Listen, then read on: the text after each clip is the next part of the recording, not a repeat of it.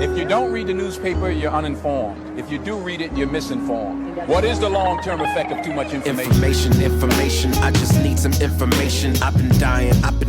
Is it lack of education? I've been reading without any transformation. I'm addicted. Is it overstimulation? Hey. Welcome to the Sixth Sense Report. Hear ye, come on. You are listening to the Sixth Sense Report with Joel Nikoloff and Darnell Samuels. Hey, man. It's that time of year. A new Star Wars movie's coming out. Well, I think actually it already came out. Yeah, well, that's what I really like about this time of year, the Christmas season, because then you always have like these new X-Men or new Star Wars, these new blockbuster movies that everybody gets amped about. So I'm really excited about this new Star Wars movie. So we thought it was great to do an episode with the Afterwatch guys. You know, we recorded with the guys from Afterwatch. They released the episode on their channel about a couple weeks ago. I think about December 15th, 16th time frame. Okay. Sorry, and for our listeners who don't know what the Afterwatch podcast is about, why don't you explain to them? So it's our boys Levar and Phil, basically just breaking down breaking down movies. I mean, they jokingly said it's the podcast with full spoilers, which sometimes happens, sometimes doesn't. But those guys have a really good eye for story, and so I find it's a good. Sometimes it gives me a good idea of whether or not I want to even watch a movie. Right. No, and I always say those guys watch the movies that I don't want to watch or watch the shows that I don't want to watch, but I want to hear the story behind some of these shows. So I love these guys and I love their show. And we're not just saying that because they're our friends, but the show is really awesome. So for you guys who haven't checked it out, check out some of their episodes and subscribe. It's a really awesome show. And for the listeners, I'm going to give you guys just a quick rundown of what this episode is going to entail. So we're going to talk about our relationship with Phil and Levar, and we're going to talk about what is our relationship with the Star Wars universe, and then after that is what is our impression of the most recent Star Wars franchise under Disney, and then the political agendas within the Star Wars universe, and then Phil and Levar are going to give us like a breakdown of how to approach the Star Wars franchise and just watching movies in general. Yeah, I think, for the listener, I give them a little bit of a heads up. My audio's a little bit weaker. Levar had to do some hard work to get it to the quality that it's at. It's not horrible, but you'll hear a couple extra noises. Just, I think I was a little too far away from my microphone and I was unaware of such. So shout out to Levar for all the hard work he had to put in. And without further ado, roll the clip. Welcome to the Afterwatch with Levar and Phil.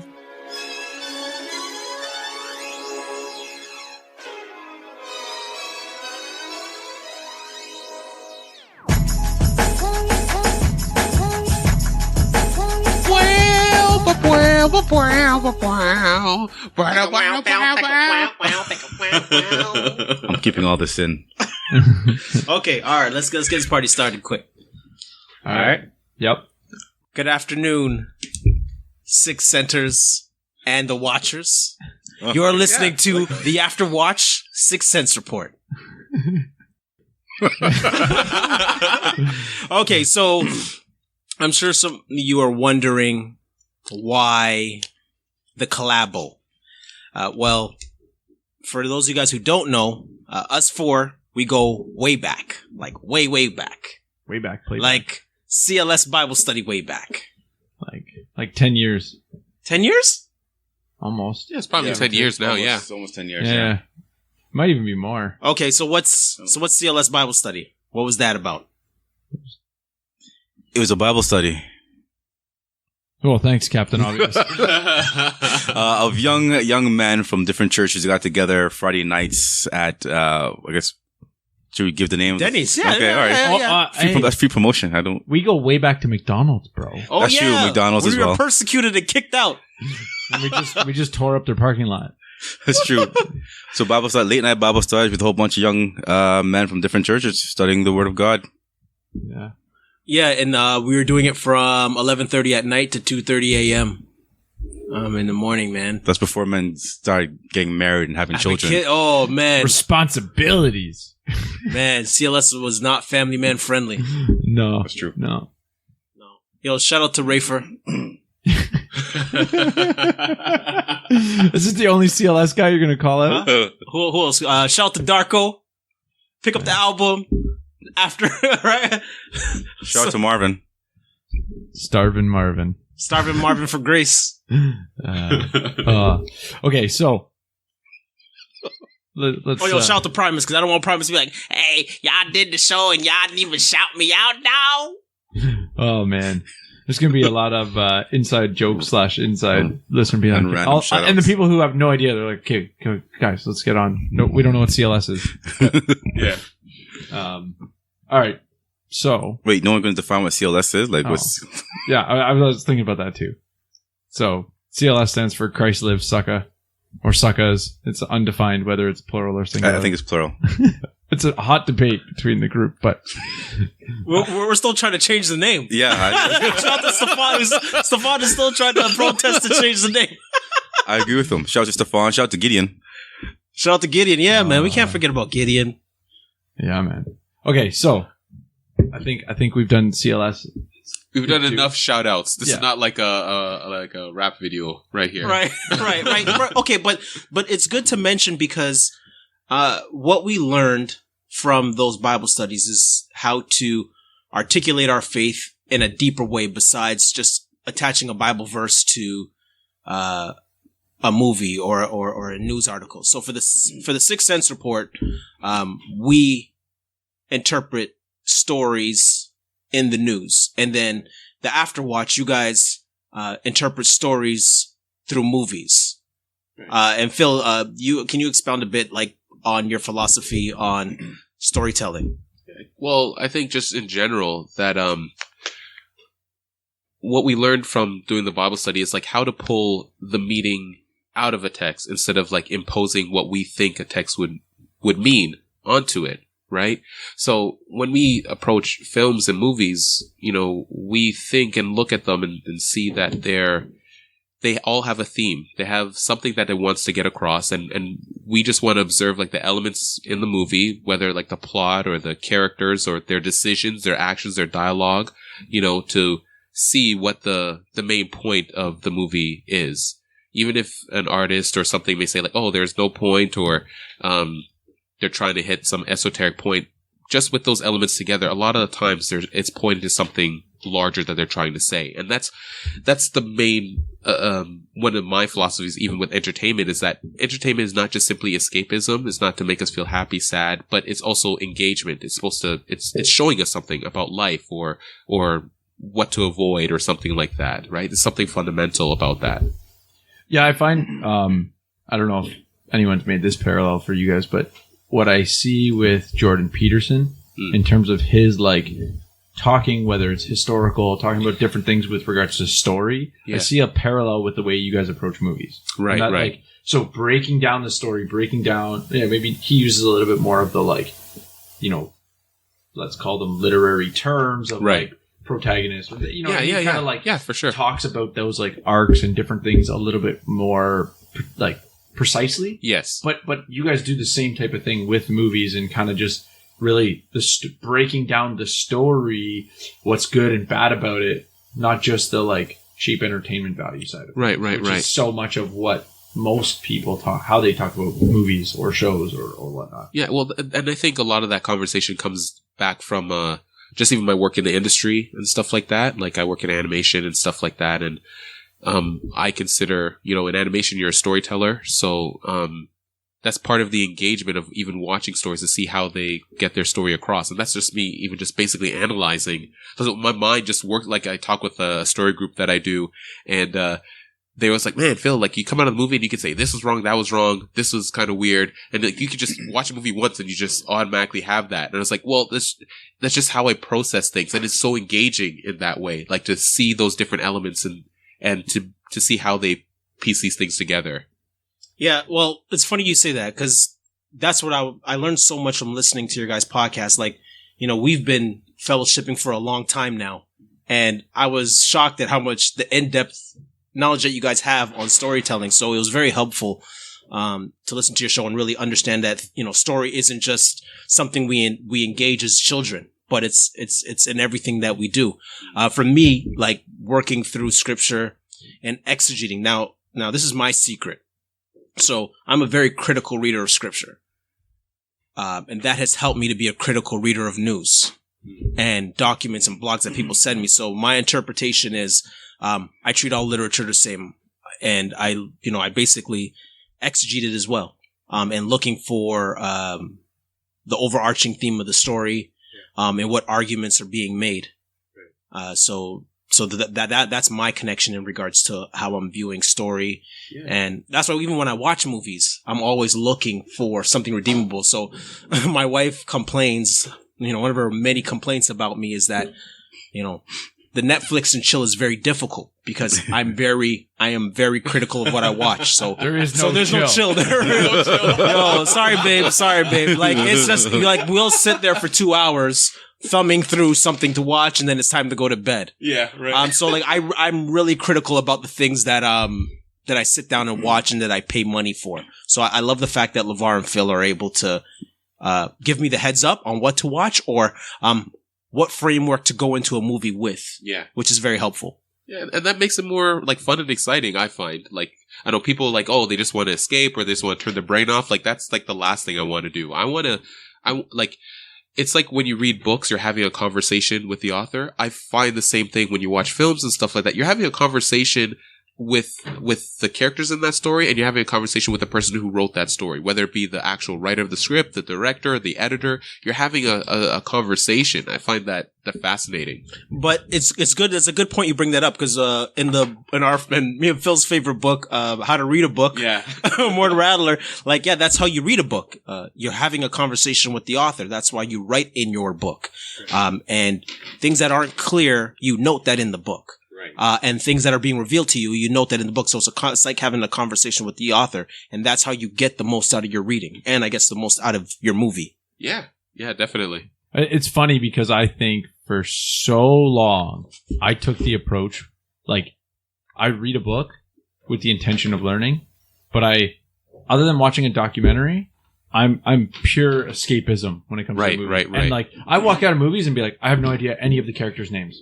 Right. Like so in preparing for this, I had to be really intentional because I was like watching movies so different than I normally would. It's 100% escapism. For me, 100%. I'm not at all thinking like, oh, I'm just like, this is cool. No, but Joel, the thing is, I pay too much money for escapism. Like, I need to take something out of it. Like, for me, stories are all engagement. It varies because you can have escapism and go into it with that. So you want a distraction. Yeah. So I'll give you an example. One night I was up late. I was kind of bored. I wanted to watch something, but I didn't want to rethink that much. Right. So I ended up watching, I think, Battleship with Liam Neeson. Is there a theme to it? Maybe.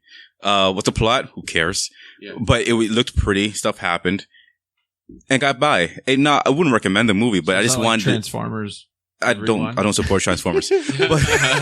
but even a better example is that is Olympus Has Fallen. Olympus Has Fallen. Yeah, it's a good action flick. It's rewatchable. It's fun. Do I get a lot out of it? I mean, the White House has bad security is the most I get out of it, but I'm not looking for anything too deep out of there. Well, and the thing too about that movie is that it's a well-structured movie. Right. It's a well-structured movie, but it's fun. Yeah. I wasn't thinking, wasn't walking the theme. So I say that simply to say that sometimes I just want to tune out and enjoy what's going on the screen. But there's sometimes that even if you go in with that intention, if the movie is made well enough, you still walk away with an idea or a theme or a philosophy of some sort that the person's trying to share with you. Well, there's even something else to that as well, too. Like, yeah, you can watch movies for escapism, but like, what makes you care or engage you about like said story? Like, where you're escaping to? Like, yeah, if there's like said some theme, there's certain things that like just as people in general we gravitate towards. Stories about survival. I talk with some of my friends who have kids. Like anything that has like kids in it, they get a lot more sentimental now because they have kids. Like if there's a knife in the room, they can relate. Yeah, they can relate, right? So there's stories about survival. There's stories about like love, there's stories about death, there's stories about life or whatever. If they're tackling like these larger themes, that's what naturally like will engage us. Like say like the simplest story you could tell is probably like a chase story. Somebody wants to get away, somebody's trying to capture them. That's the simplest story that you can tell that everybody can kind of relate to in a certain degree, right? Or even stories about survival, right? That's Olympus Has Fallen. You know, somebody attacks, they're pressed down or pressed back and stuff like that, and they have to find some way to survive. Usually people make that case, like usually that's the main point of a lot of stories. Like, do they live or do they die? How do they survive? You know, that's a story. Like, how do we actually live? You know, that's like it should be like an analog to like kind of life in general, right? So even with like, you know, escapism type, like I like watching Fast and Furious movies and stuff like that. You know, I love them, but you know, eventually it's like cops and robbers. It's people trying to survive. It's people trying to make a way for themselves in the world. And I think in a certain degree, you know, that's what engages people, you know, and keeps them coming back, right? Outside of just the effects and stunts and stuff like that. So from when you guys started the podcast, have you changed at all? Like in terms of, do you find that you're even more intentional now watching movies, or like thinking, oh, maybe I'll, you know, every time you watch a movie, there's an aspect in your mind like, oh, maybe I'll have to review this for the podcast, or I'll have to. So like, there's a little bit of like more thinking involved other than when you intentionally pick a movie. Like this is all business now. You know what? For me, a lot of stuff is kind of subconscious or after the fact. So I might go into something just for the sake of watching it. Then afterwards, like, I'll just make a very good podcast. Right. And in terms of just interpreting interpreting movies at all, that has a lot to do with just a lot of exegesis, a lot of kind of Bible studies and learning techniques and Bible studies that I apply to kind of a lot of different things now. So I'm fascinated by how movies are structured, and even subconsciously I'm watching a movie and I pick up on how the movie is structured, what the themes are, and what the point of the movie is, and what the director or the writer is trying to get out of or trying to share with the audience the movie. So a lot of it's I don't always jump into a movie with the intention of deconstructing it and preparing for a podcast, but this happens that a lot of them I feel make a good podcast episode. Well, for myself, like, just that's naturally how I kind of think through movies. Like, I think more in a story structure way. So I like, okay, what's a stable world? What's a stable self? Who's this? What's their world like? Oh, what's turned their world upside down? I think like those three things. And then usually Sorry, what do you mean by stable self? Stable self is basically, what is their life like? So if I simplify it down into like two statements, it's like, once upon a time there was Jack, and every day this is what they did. That's their stable life. That's their stable life. That's their stable self, right? So I try to see if they give us that, and then once I see that, then I know, okay, this is what the world is. This is what the world, and then I know how the world is like turned upside down with whatever happens. Do you have an example? Have an example? What, just make up an example? No, just from a movie. From a movie. Okay. Godfather, I don't know. I don't remember the stable self for that. Like, there's a movie called Little Miss Sunshine. Mm-hmm. You ever heard of that movie before? No. I heard of it. Yeah. Yeah, well, it's just an indie movie. So basically, it's about kind of like a dysfunctional family that have to take their daughter to a beauty pageant in, like, say, like Florida or something like that, right? The stable self for that movie, right, is that they're a dysfunctional family. All of them have goals. One wants to, like, the father wants to be like a self-help guru.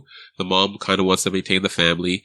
The grandfather is training the granddaughter to be a beauty pageant, be in a beauty pageant, but she's not that good. The son wants to be a pilot, right? And Steve Carell's character, who's the uncle that comes to stay with them eventually, he wants to end his life because he's lost the love of his life, right? So all of them have like certain trajectories and goals, right? And then all of them are brought together. They're all kind of unfulfilled in some way, shape, or form. The son feels that, the parents are keeping him back. Steve Carell, they stop him from committing suicide. He wants to end his life, basically. And then the father is kind of like a failed business owner and stuff like that. So they all want to win in some way, shape, or form. They all want to attain a goal. So what actually propels the story forward is that the daughter, the youngest one out of all of them, she gets an opportunity to participate in a national beauty pageant, basically. Like for like child, think like Honey Boo Boo type stuff, right? He gets the opportunity to do that, and then all of them kind of get in a van to go on this journey to carry her to this beauty pageant. And really the theme of that movie is like, what actually is winning versus losing? Do you want to be a winner? Do you want to be a loser? And so the dad wants to take the daughter there because, no, she needs to be a winner. The grandfather is like, she's kind of already a winner. The mom is like, no, there's more than winning, right? And the son and everybody else is along for that journey, right? So it's really a story about like what is actually winning versus what is actually losing. So the stable life is pretty much their life before the initial, before this opportunity comes up. The stable self is that they all want to achieve goals, but they're all failing in some way, shape, or form, right? It's not like it is kind of if you observe in that way, then you could be a lot more forgiving with movies to see what they introduce to you and stuff like that. Example, Star Wars, right? The Luke Skywalker? No, Force Awakens. Okay. Right? Force Awakens, stable self for, say, Rey. Rey, she is a... Well, hold on. Before we get into that, like, 'cause we want to be able to pack it more in depth, but just for our listeners, because we want to address the Star Wars series, right? So just in general, where is everybody's head at in regards to how you guys see the series and what's so great about the series? Okay, so what's great about the series, this is stemming back from the first one. Yeah, and your relationship to it. Okay, so my relationship to it is I saw the original ones on TV decades ago. And then a few years ago, I got the urging to get the DVDs and rewatch them and so forth. So I did that. I enjoy the series. I've seen every movie. I've watched at least 2 or 3 of the animated series. I read 2 graphic novels. And I listened to like 3 or 4 audiobooks. And pretty much the majority of the stuff I've heard and taken in has been good. I enjoy the series, and my attraction to the series is pretty much the kind of fictional journey that they go on. It's relatable. Luke Skywalker is relatable. Han Solo is if you look at the characters, like Luke Skywalker is relatable. Han Solo is the guy you want to be, and Leia is the type of strength that you want to have in your life, right? So it's just a fun movie to watch, but it takes you on a journey. And I like those movies that kind of you can transport yourself into those roles. So that, movies like Wizard of Oz, stuff like that. So yeah, journey, fun, relatability. It's funny. I distinctly remember I went and got them. I want to say it's the first one, but I don't know for sure. I went and got the first Star Wars from the movie for like a rent the movie, because I had to do like a book report type of thing on it in like grade 6. Like I was signed something, and somehow this was the movie we picked. Awesome school. So and from there, obviously, growing up, everyone's involved with it. Like, I grew up I was born in 85. So like, essentially when I'm like 8 to 10 years old, this is like a throwback movie, right? Like this right. whole Yeah. thing. Yeah. It's like, it's starting to become, a cultic following. It's Right. starting to have really that. So I started getting into it partially because it was like, almost like I had to, right? Like I watched it because of this report thing that I was doing. Yeah. And then, I can remember just really just enjoying the realm of Star Wars. And so, when the movie started coming out again, I was just excited that they were like, okay, finally we get more. Like, when I say coming out again, for whatever reason, I never watched episodes 1 through 3. And I have no intention to. Right. And partly because I think when episode 1 came out, it was just like, there was so much critique of it just being like poorly done. And so I was like, I don't care. I'll stick with, 4 to 6 being so good. Right. And then I've watched everything since, kind of like Force Awakens coming out again. And when it first kind of came out again, Force Awakens, I remember going and like being like, I just enjoyed it. Partially just the nostalgia of the whole, world that we're finally getting to go back into. Yeah.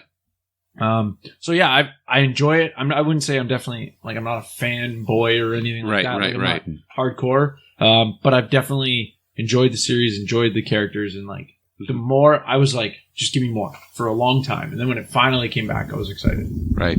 So like for myself, like Star Wars is more of just like a cultural kind of like a landmark for me, I guess, because like I was too young to watch it when like the original trilogy came out and stuff like that. So,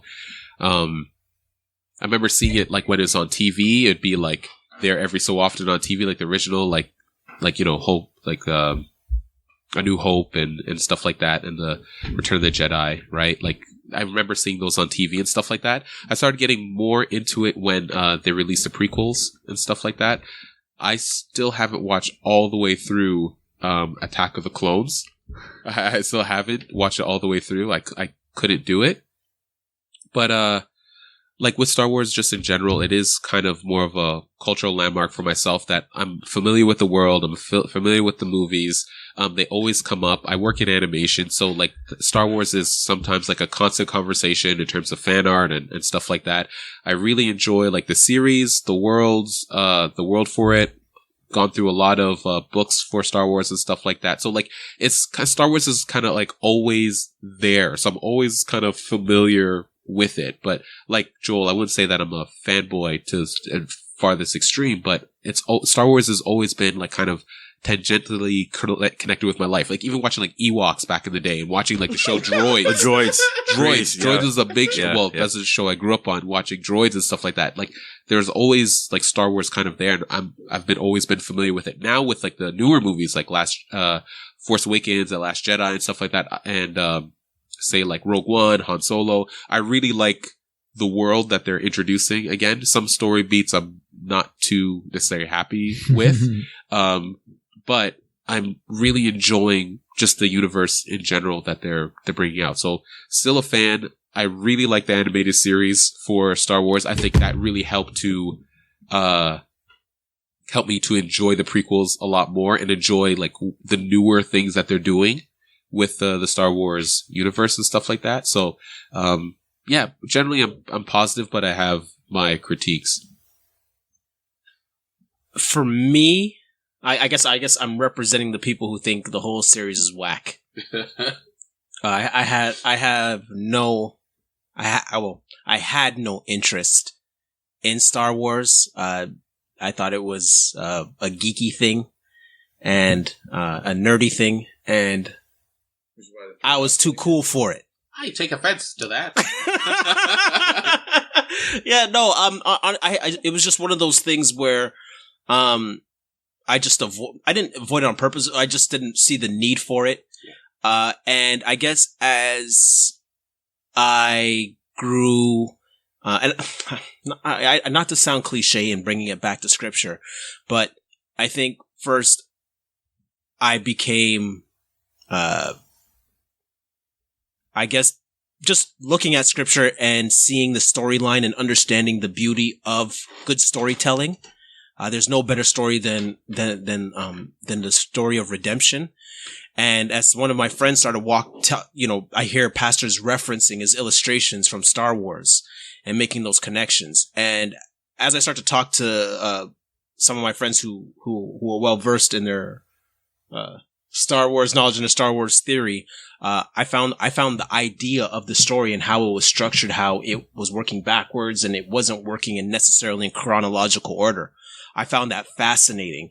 And technically, the only reason why I picked up Star Wars like about 2 years ago. And that's because it was a Netflix and chill night. And, my wife just wanted to spend time and I just wanted to read. And I was just like, all right, fine. Let's just get the Star Wars thing out the way. So at least I'm not like a total outcast. So my commentary going forward won't be as in depth, but, I'll represent the group that's kind of like, come on, guys, really? Are we really talking about Star Wars right now? There's people dying in the world and black people are getting beat up by white police. Can't we talk about something serious? There's nothing more important than Star Wars. Oh, and by the way, for those of you guys who are like me and are a bit confused about the story and the chronological order, we'll post the show notes. There was a really good article that puts the movies in watching order.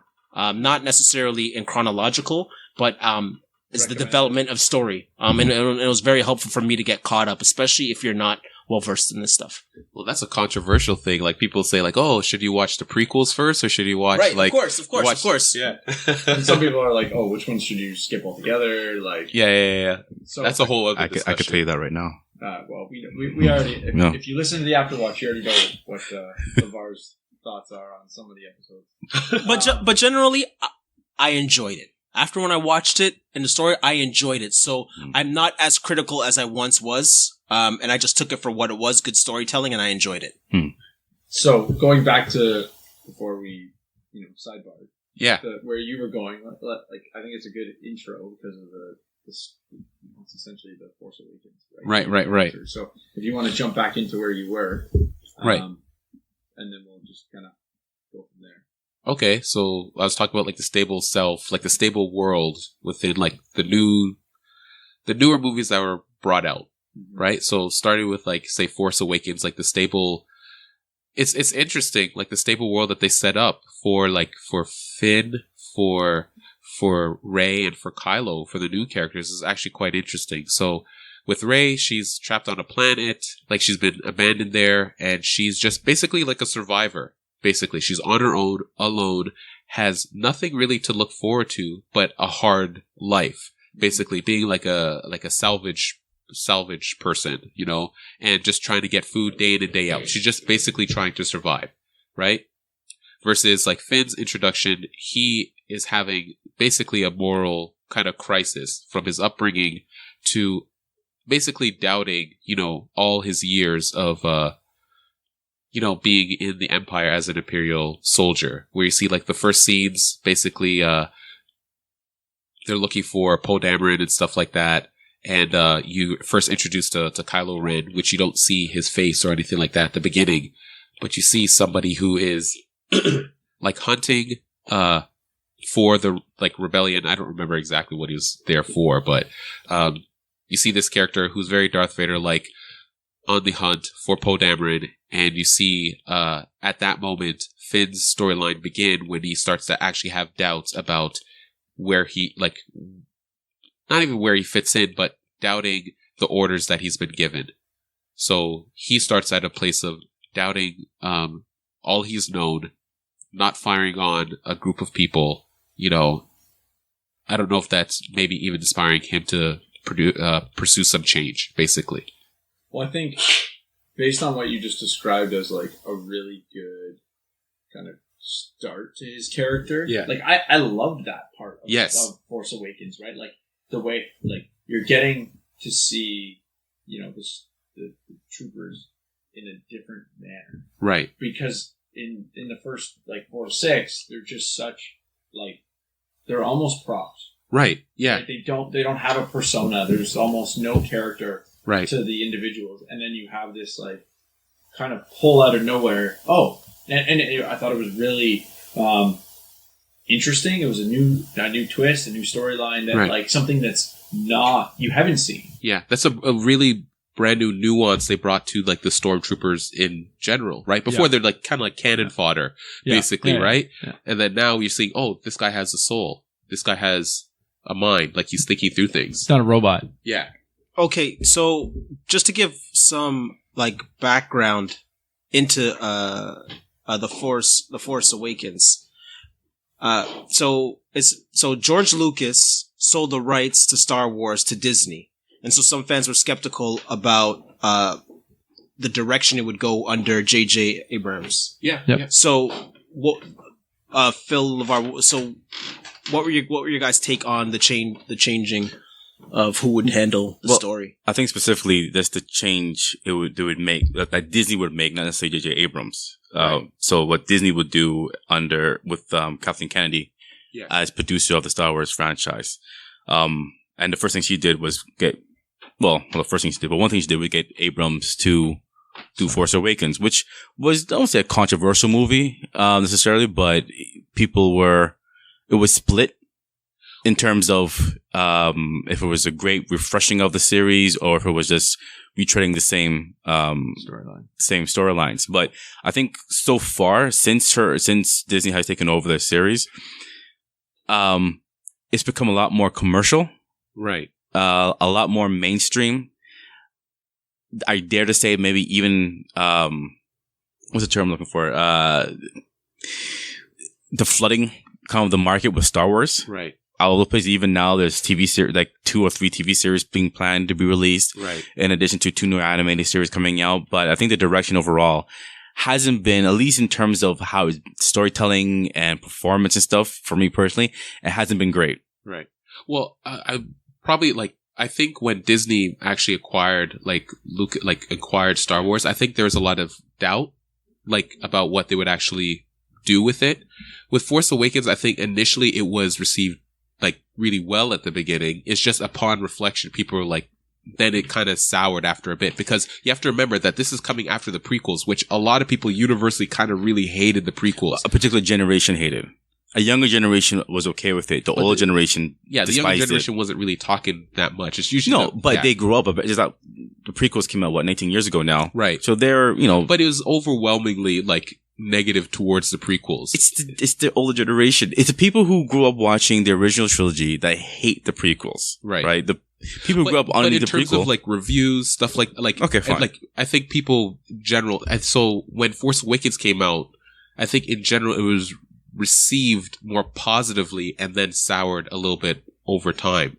Is it because the other films caused a different reflection on Force Awakens? Okay, yeah, right. Yeah. So to some extent, it was the trajectories that were set up in Force Awakens. Right. It was the way the story. Because to be honest, I think Force Awakens is probably the one I like the most. Right. Of all the new stuff. Right. Yeah.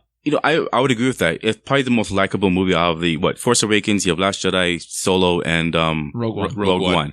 And all those 4, Force Awakens is the better movie, personally. Right. I'm not in love with Force Awakens, but it is a watchable movie. And I think the main criticism of Force Awakens is that nothing new really added except for new characters.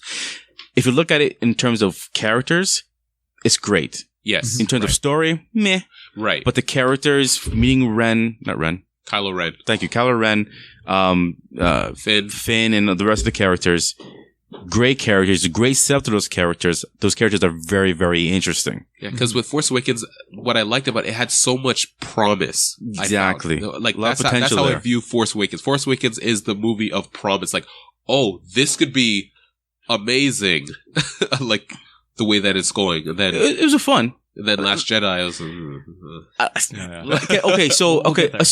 think the meat of the conversation is this: the direction that it's currently taking. What direction is it going in? Why does it seem to be such a split or such a antagonization to against the new movies being released right now currently? Because Last Jedi I think it's the most split movie out of any movie I've heard of recently. Most divisive. I don't hear people saying it's not universal great, universal trash. It's half people saying it's great, one half says I don't know why it's so bad, the other half says it's the most horrible movie ever. Right. And all the people who hate that movie, they're mentioning the exact same issues that they have with the movie.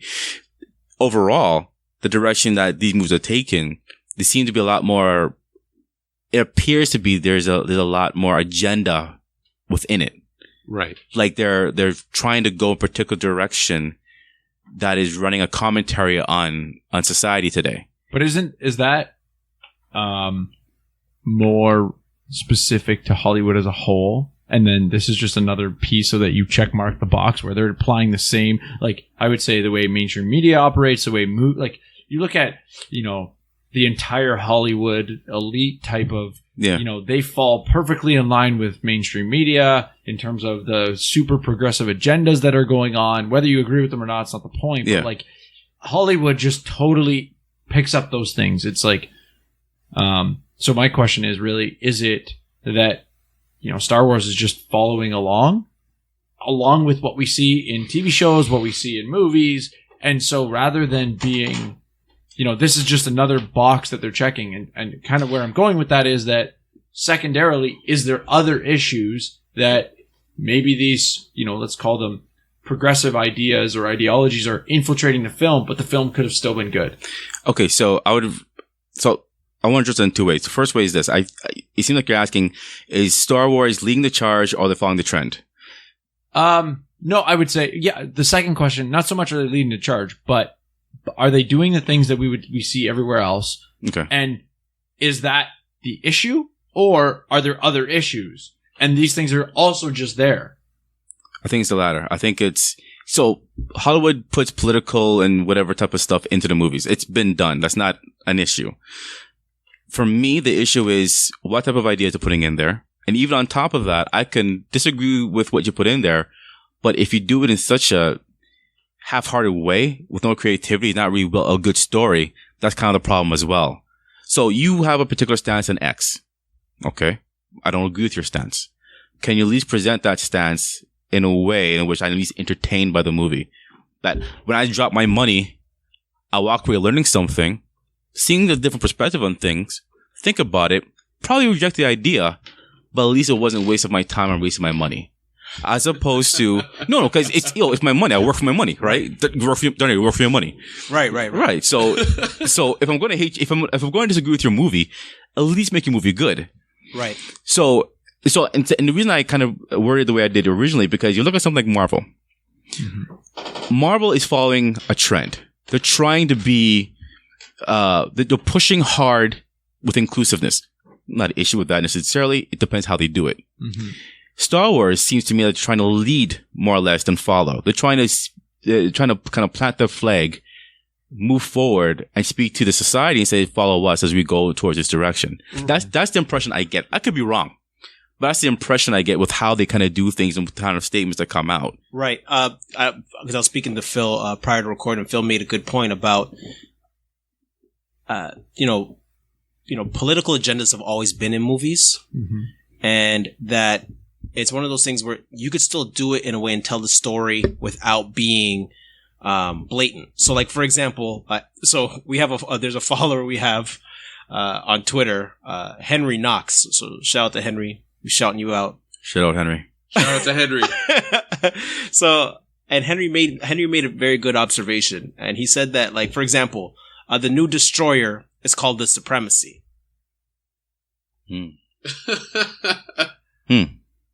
Right? So, and it's one of those things where you're like, you went from the destroyer to supremacy. You know what I mean? And it's just like, it's just like, and that's the thing. Like, why not just call it the destroyer? Right. The Destroyer 2 or something, yeah. Or, well, didn't they name there was the destroyer, then there's the super destroyer? Oh, yeah, okay. Right? And then, like, I mean, if you're sticking with the trend, why don't you call it the Supreme Destroyer? Yeah, but even then, like, even so part of it too is, as a black man, like, so I already have a presupposition when I see things. So some black people get excited when they see Finn, when they see, not just a smooth talking Billy D. Williams, which I felt, with a perm, something like they got pimps in space. I didn't even know he was in the movie. When I started watching, I was like, oh, they got brothers in space too. I'm like, okay, praise God. But when they introduced Finn, the future is fly. Right, the future is fly, right? The future's pimping, right? You know what I mean? But when Finn came in, I don't know, I kind of got uncomfortable because I felt like it was gonna be like, okay, is he gonna be, what are they gonna do with him? Because now he's representing black people. So you're like, okay, so now it's almost like, okay, what are they gonna do with his character? Is he gonna evolve, or is he gonna just become, another, token, I'm not gonna call him Uncle Tom. I don't want to call him that or nothing like that, but it was just one of those things like, okay, well, now all eyes are on the black guy. And then the black guy, then the Asian girl falls for the black guy. And you know what I mean? And it's just like, okay, I don't know. Maybe, like I said, from my perspective, I have antennas up for this stuff. So it isn't just, oh, well, okay, he just happens to be black. No, it's not just happens. He was predestined by the directors to be there for a specific purpose. No, you're right though. You're right. So, Yeah, right. So Knox makes some more commentary, and he says this.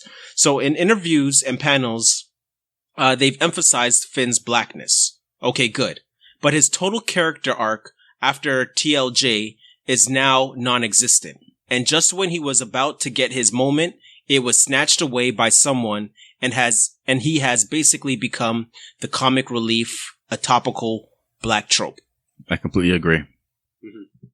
Yeah, that was a criminal thing in Last Jedi. Because even the thing, even when we look at these films, I think even part of the reason why, like, you know, a podcast on economics and political thought and a movies podcast has have come together to even talk about like the Star Wars franchise and stuff like that is because we're seeing just in general in the culture like the merging of these two things in a more blatant and overt way. True. Right? So just even like with Star Wars right off the bat, like I would say like Marvel had a desire for inclusiveness, which is not a bad thing, right?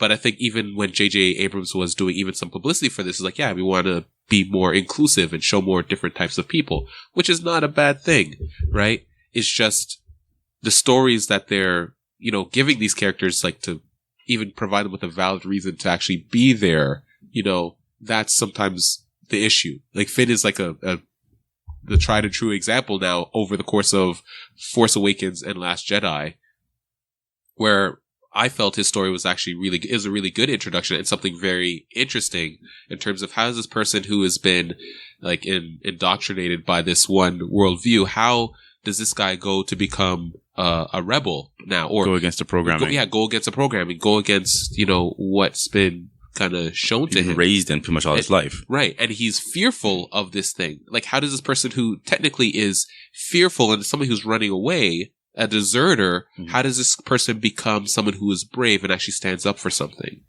You know, that was what was seeded within kind of Force Awakens. You know what? When I think about like Force Awakens and Last Jedi, I think about Wizard of Oz. I'll tell you why. Because I was actually reading a book, Invisible Ink. Oh, right. Right. And he made a reference to Wizard of Oz. And the thing with the line, Tin Man and the Scarecrow, is that they denied being what they were. Right. They said, Scarecrow said he has no brains, but he turned out to be intelligent, and it's proven in the movie. Right. Tin Man said he has no heart, but he actually shows affection and caring. Lion, right. Courage. And so I simply say this, that when you look at the four main characters, but look at the three main characters mostly. Look at Rey, Finn, and Kylo. Not Kylo. Poe? Poe.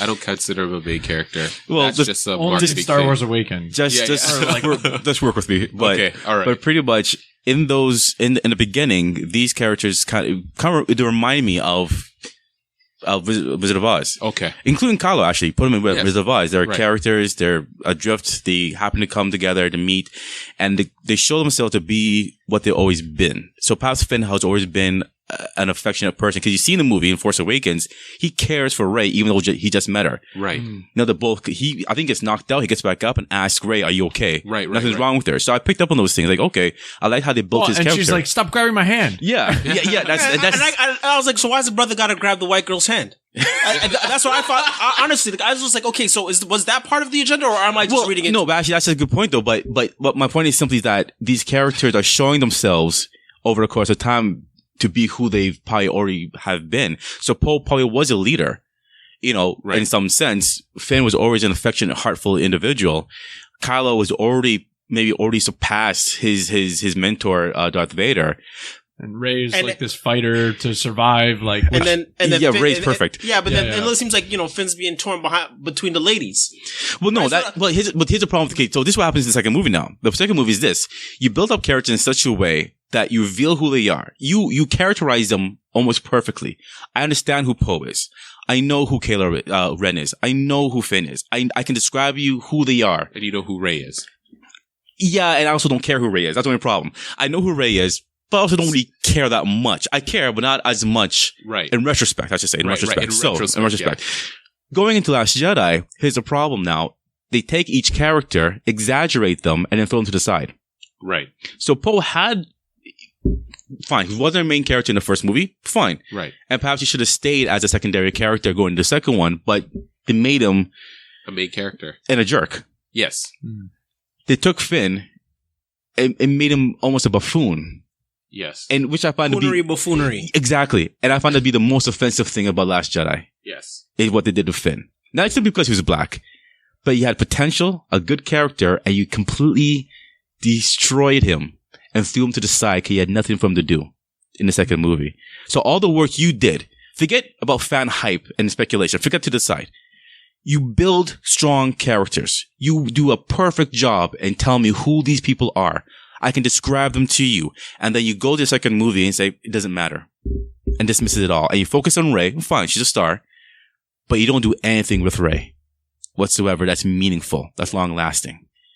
So now when you look at it kind of in sort of political agendas and stuff, let's go back to your point, Darnell. Does it mean, and I have to ask the question, are we just hypersensitive to what's going on in the world? Or are these deliberate things that are being placed in the movie? Is it deliberate that Rey, we'll say deliberate with a particular intention, is it deliberate that Rey is rejecting the hand of Finn in assistance? Is there a greater meaning to that? Or is it just, that's just her character? Because she's used to being alone. Well, I think we all have our biases, and I represent a particular bias that sees things a certain way. So, like, not to jump movies, but Enter the Spider-Verse, Miles Morales, great movie, right? Great movie. Yeah, but then the person who's working across from him is a white girl. Right? I don't know. I don't know. Like, this is what I see. So please don't judge me. Okay. So I see it in Star Wars. I see it in Spider-Man. I'm seeing a lot of interracial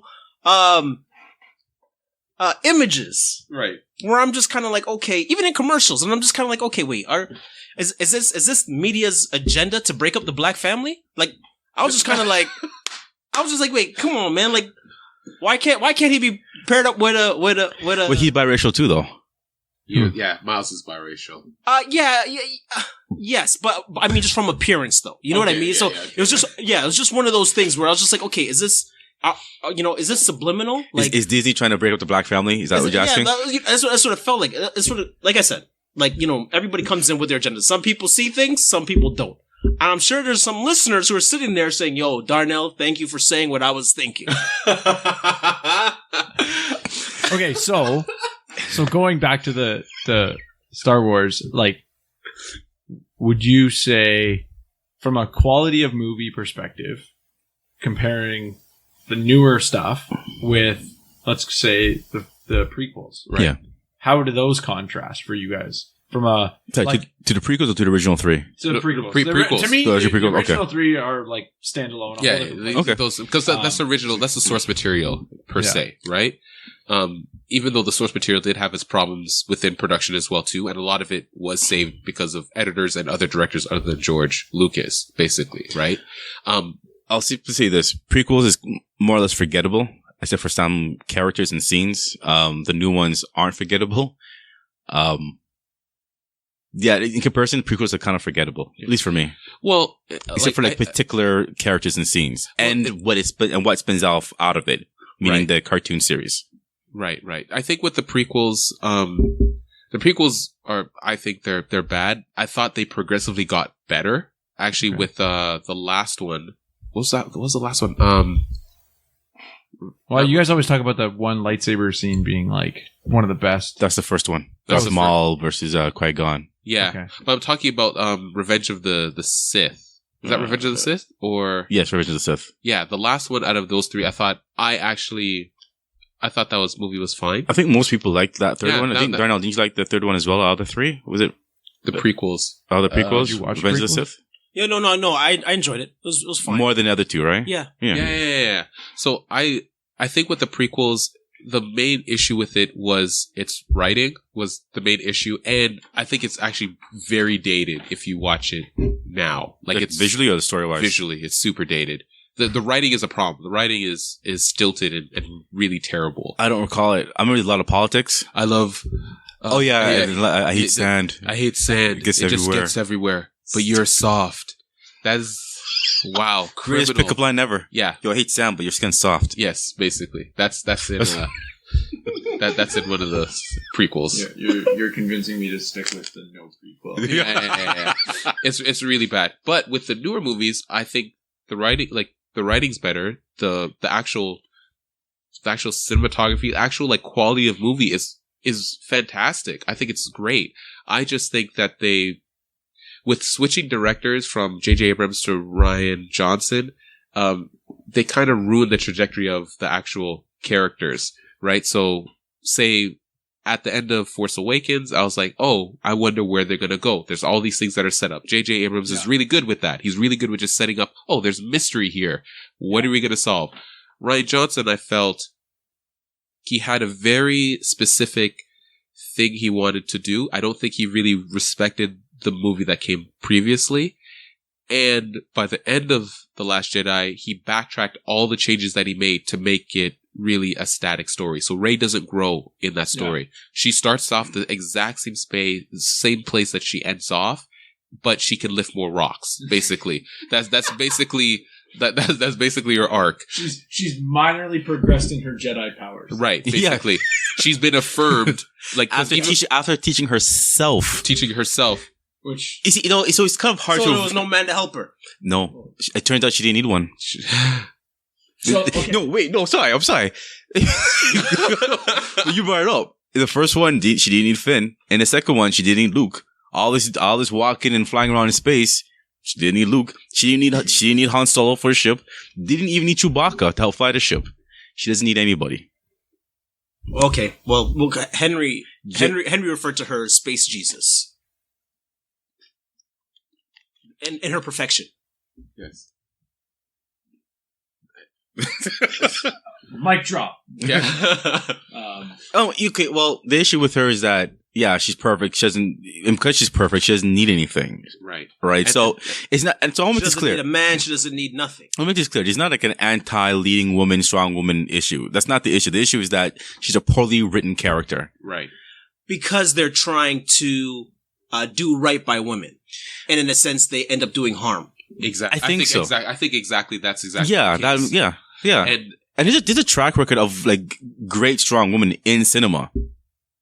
Ripley from Aliens, Sarah Connor from Terminator, the whole cast of The Walking Dead, Buffy the Vampire Slayer. Even Leia. Thank you, Leia. Leia is a great character. Right. Yeah. Cleo and Set It Off.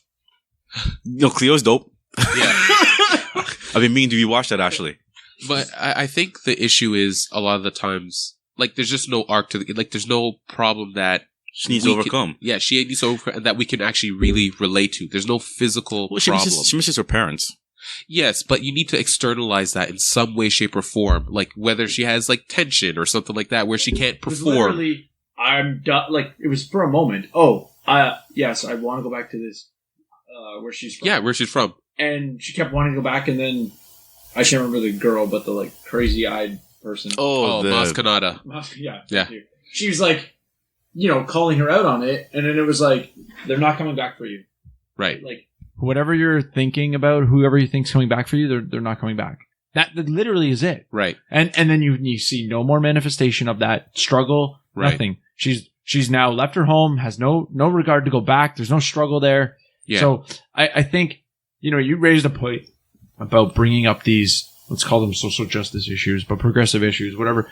You look at Solo, and, I was contrasting the droids' treatment in New Hope. Yeah. When they're like, we don't serve your kind, essentially. Droids aren't welcome here. Right. Go ahead. Your droids have to go outside. Yeah. Like, again, if you take the L337, the whole droid rights thing. Yeah. I actually thought it was kind of funny. Yeah. So did I. Yeah. It was Actually, I found it offensive. okay. But my point is, I thought it was humor. when it first showed up, but it got overplayed. Right. Right? It wasn't too long before you're like, okay, I get it. Like, you didn't need to make a reference to it every second that it was available. Right. And so it takes away from telling the story, inputting this issue, and allowing this idea of outcasting any group of people, if that's the bigger issue you're trying to tell the story about. Yeah. Tell it, but then let it marinate. Let it just be there. As opposed to like force feeding it down my throat that like, really, my only criticism of Solo is like, that was overdone. Right. In general, I enjoyed the movie. Yeah. All like your guys' podcast on it, like totally like summarized my feeling on it. As much as I didn't want to see some of these things, like I wasn't craving for it. Yeah. I enjoyed it after the fact. Right. I enjoyed the stories they were telling us that maybe we were getting a little bit of like touch back to previous movies on. Right. We were starting to, even Lando seeing that relationship. Right. It like played even better into the New Hope relationship where you see a little bit of that back and forth. Yeah. I mean, again, I love the fact that the Millennium Falcon is just like always showing up in every movie. Yeah, When it shows up in Force Awakens, I was like, oh, this is awesome. Like, I was so pumped. I was so fired up. Yeah. And that first, like, yes, her jumping in it and just being able to fly it, like, okay, cool. Maybe she's that, like, got that skill. Yes, great. right. Yeah. But it was still a little bit like over the top. Right. But I still loved that scene. It was so engaging. It was so interesting. It was such like a new, way to bring back the Millennium Falcon. Yeah, and like, kind of like a Luke analogy as well too, like him being like a good pilot as well too, So yeah. So what else is so in terms of just even like writing, like I guess strong female characters and seeing if there's any sort of like agenda, within films and stuff like that. Like there are other examples of films where they talk about, social issues, but they talk about these social issues in such a way that, like as Joel put it, like they let it marinate. Like my one example is like the Sidney Poitier film In the Heat of the Night. Like he's struggling with like racism in the South or whatever.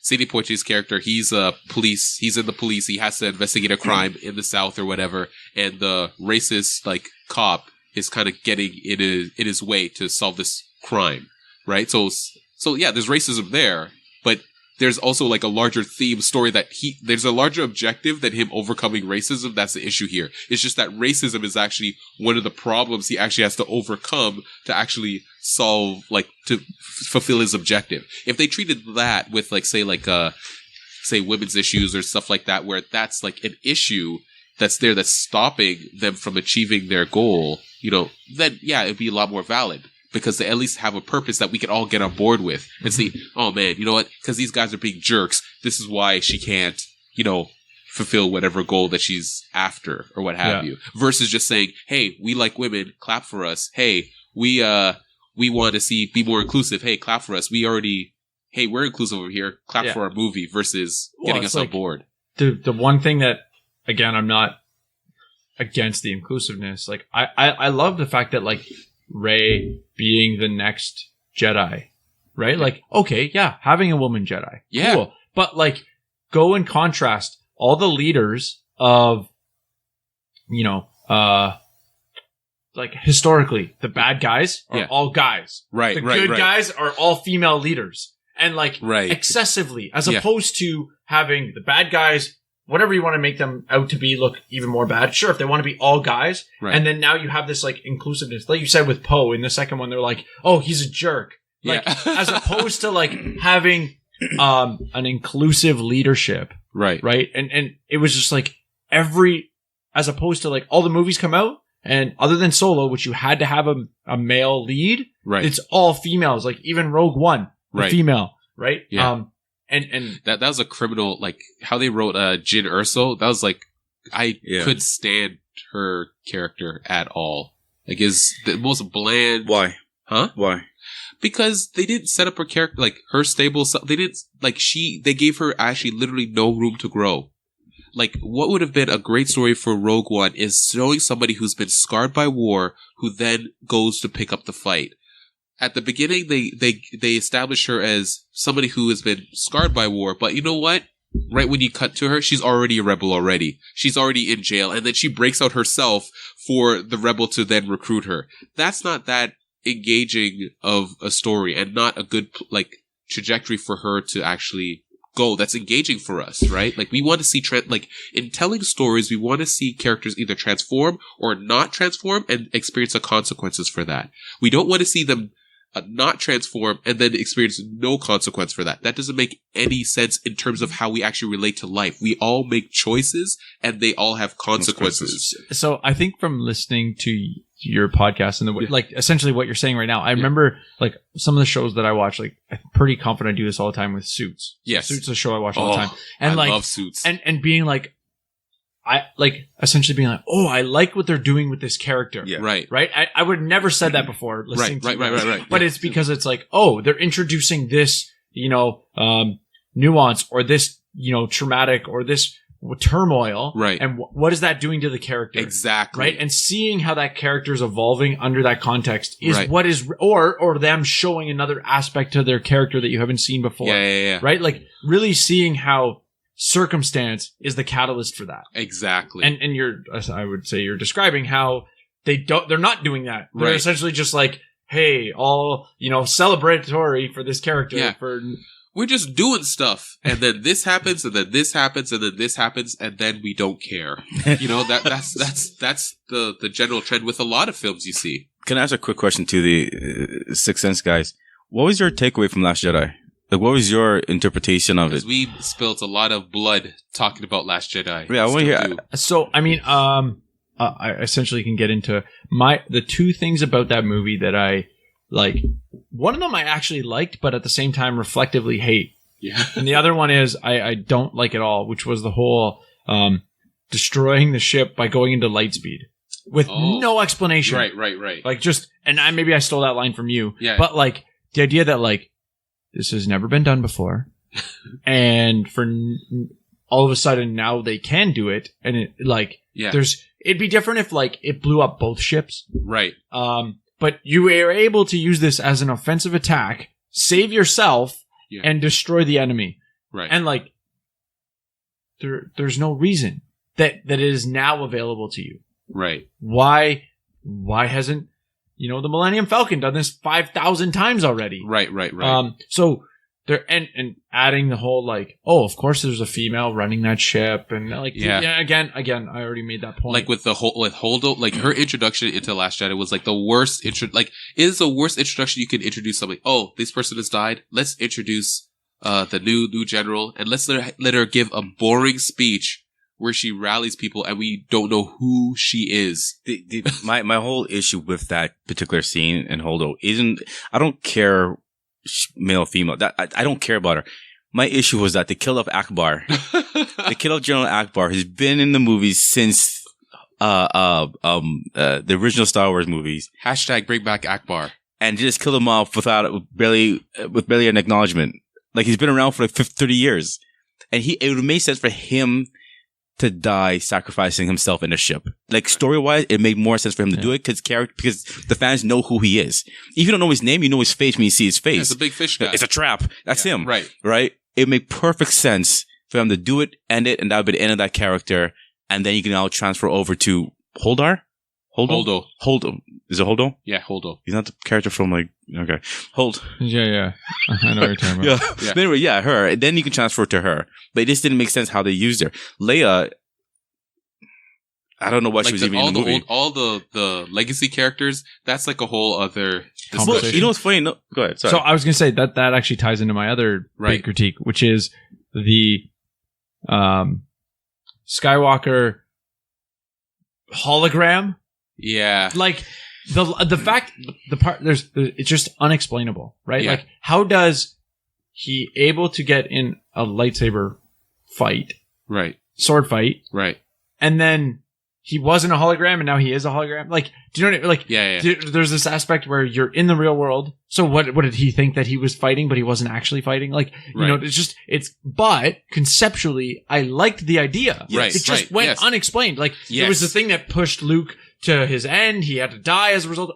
There's other aspects of it that I loved. Right. It was new. It was different. As I said, like, I love the fact that they're introducing these new things, like the female Jedi, like Finn's character, the breaking Skype call, off, right? Like the Force Skype call, they could call each other through the Force. Oh, yeah, like yeah. Well, and like the two with you're talking about Rey and Rey and Kylo, that was new and different, and I liked it. Yeah, but leaving these things unexplained, is just kind of like not doing the entire universe justice. Right. It's true. Because it's disrespecting the mythos, and also like in like storytelling as well too. Like there's kind of like this one phrase, I forgot how it goes. It's like if you show a gun in the film, you have to use it later on in the film.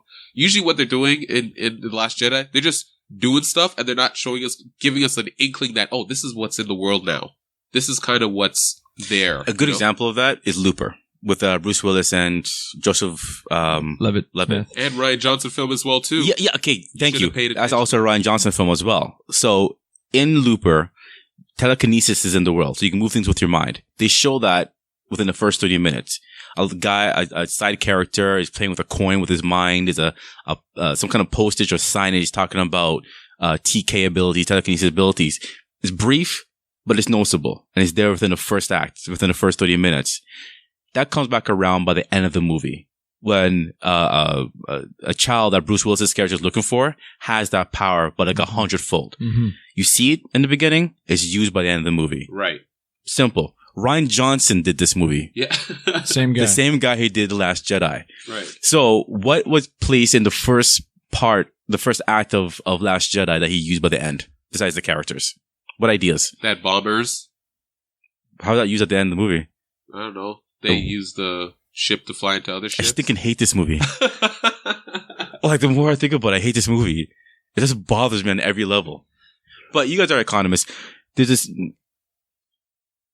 Yeah, go ahead. Yeah, so my take on The Last Jedi, I liked it. It was good.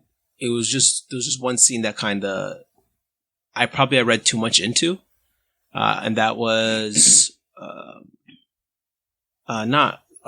sorry, what's that little green dude's name again? Yoda. Yoda. Yeah, Yoda and Skywalker. Have a little dialogue, and then there's like a burning of books. Yeah. To me, I was just like, oh yeah, okay, so these are sacred texts, but we don't need them anymore. Yeah. And that kind of, I don't know if I was reading too much into it. I'm like, okay, so we're just gonna abandon tradition and the sacred texts, or what? But at the same time, I would agree with you, except for the fact that Rey took some books with her when she left the planet. Yeah, but it's a symbol symbolism of it. For people who are readers, burning literature is just not a thing. Especially it's a bad thing. Especially in the tree, because the tree that they're in, right? Tree of knowledge. Right. It was deep, bro. Right? Deep. Well, and Yoda's laughing about it, right? Yeah. Like, what'd you say? Yoda's laughing about it. Yeah. I'm like, yo, why go on, Regin? You know what I mean? I was just like, yo, so we're just gonna abandon. But that's the whole theme of the movie. The movie is kind of cast away your history. Oh, wow. And move forward. That's okay. The theme. Okay. Yeah. Okay. So just kind of moving into the other side of the conversation. Yeah. Yeah. For the viewer and the audience, does all this even matter? Do these themes actually transition to the audience where they're watching it and a woman's watching this and they're like, wow, Ren didn't need a man and I don't need one. Or, you know what I mean? Is that, okay, they're burning texts and they don't need tradition, so, I don't need tradition. Do you think those connections are being made from the audience? And if so, for you guys who are professional movie watchers, like, what would you recommend for viewers like me who are like overly critical to go in with a framework to interpret? Just like we would go into reading a text. Me and Joel tell our audience, okay, here's a framework to interpret this blog post or this article. What framework would you suggest to go in to watching these movies? Well, how I usually suggest, I suggest that you watch films like you read an essay, in a sense. And it sounds counterintuitive, but understand that all media has a theme. They have something that they're trying to get across.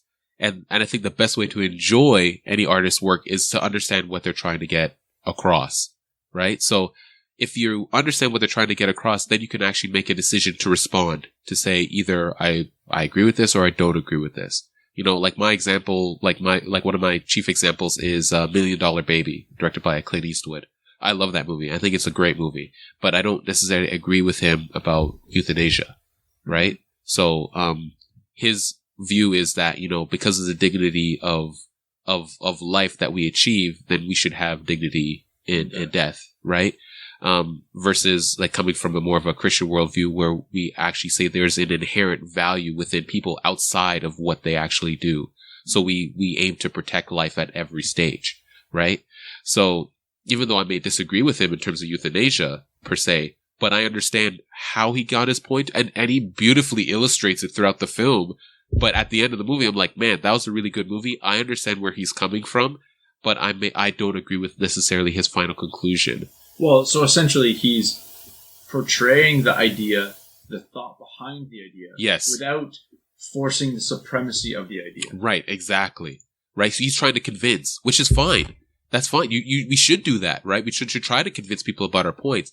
But, there's something to be said about saying this is the view versus this is my thinking behind the view. Well, and I would say that's really what we try to do on the podcast, right? Like it's a focus on the thought process behind ideas, the thought process behind a position. You know, the idea of, I mean, he's essentially building a really strong case for euthanasia. Right. And so now if I want to actually critique it, I want to represent that euthanasia's position as strong as possible, as opposed to being like suicide for old people. Like, you know, I don't want to misrepresent it. It's a beautifully directed movie in terms of the theme. In terms of the other thing, like, should you care about these things, or like, oh, there's these little themes in there, this and the other. I think it's Tim Pool. Yep. Tim Pool. I think I was listening to him on Rogan recently, and he was saying that, you know, like grains of sand aren't a problem until it becomes a heap. Mm-hmm. You know, one snowflake isn't a problem until, you know, you have maybe like an avalanche, an avalanche, right? So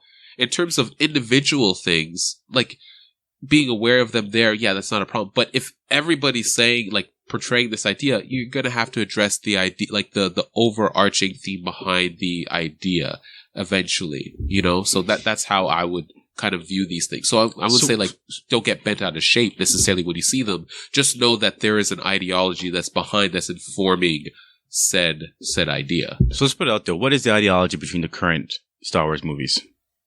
What do you think? Like contrasting it with the original? Not even contrasting with the original. Just on its own. What is the idea that you think is being pushed, or the agenda being pushed by the current Star Wars films? I think they've actually oversimplified. Like, you go to, you know, the original trilogy, and there's this, you know, there's the battle between good and evil, but there's also a little bit of, like, you know, what happens with government that's too oppressive, and there's like that, you know, that struggle with, you know, trying to create order and the rebellion, right?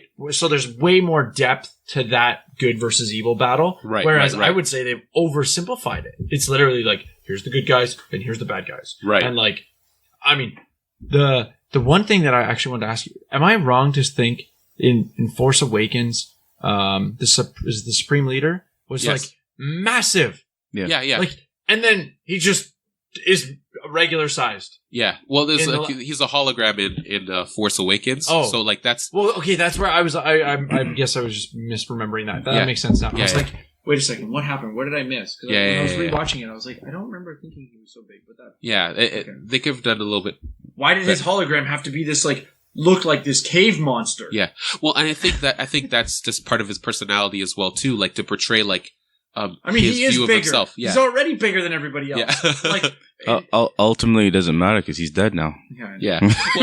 Well, it's a good character development thing. To be honest, that was a great character development. Yeah. That's the point I'm making, is that it's great until they killed him off. No, I'm talking for no reason. No, but like the character development. Of, Cal.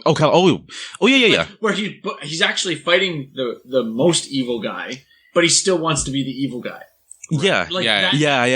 That's actually kind of interesting. The only thing consistently from the first, second movie is Kylo Ren. He's the only one that maintains my interest and that grows as a character. Yeah. Nobody else does.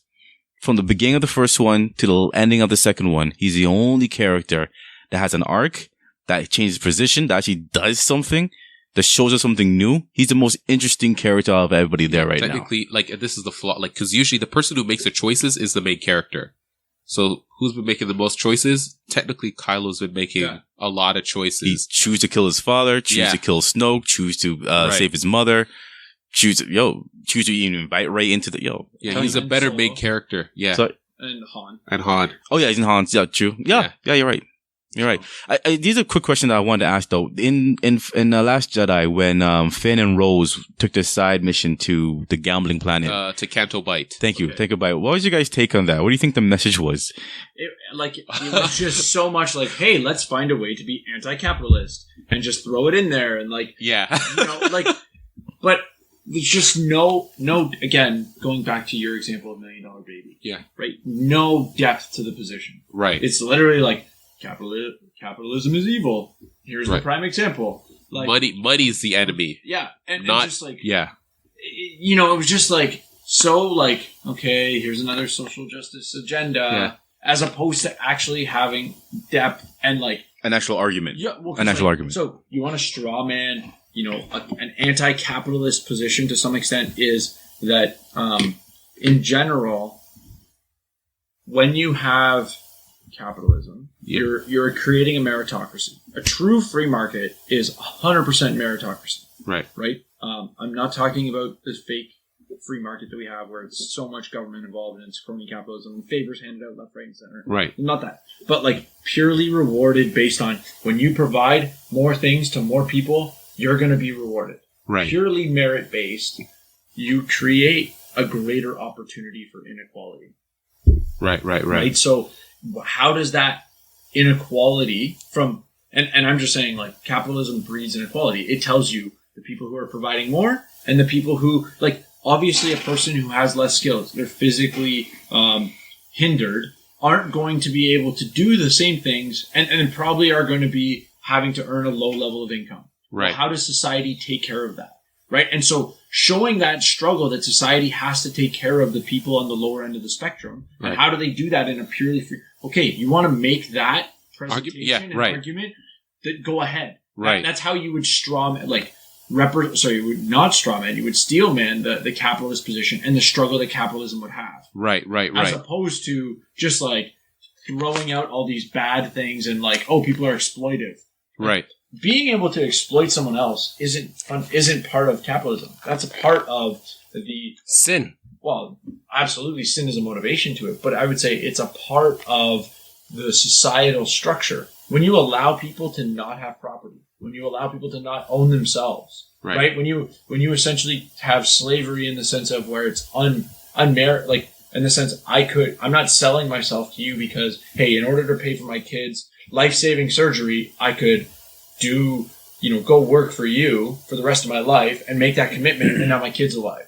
Like, as opposed to, oh, we kidnapped these people, right? Like those are two totally different things, right? But you're representing them the same. Yeah. Well, what offended me is that they freed the horse things at the end of that sequence in Canto Bight after they ride through the city on them. Yeah. And it's like, you know what? Now it's really worth it. She takes the saddle off the horse thing and lets it go free.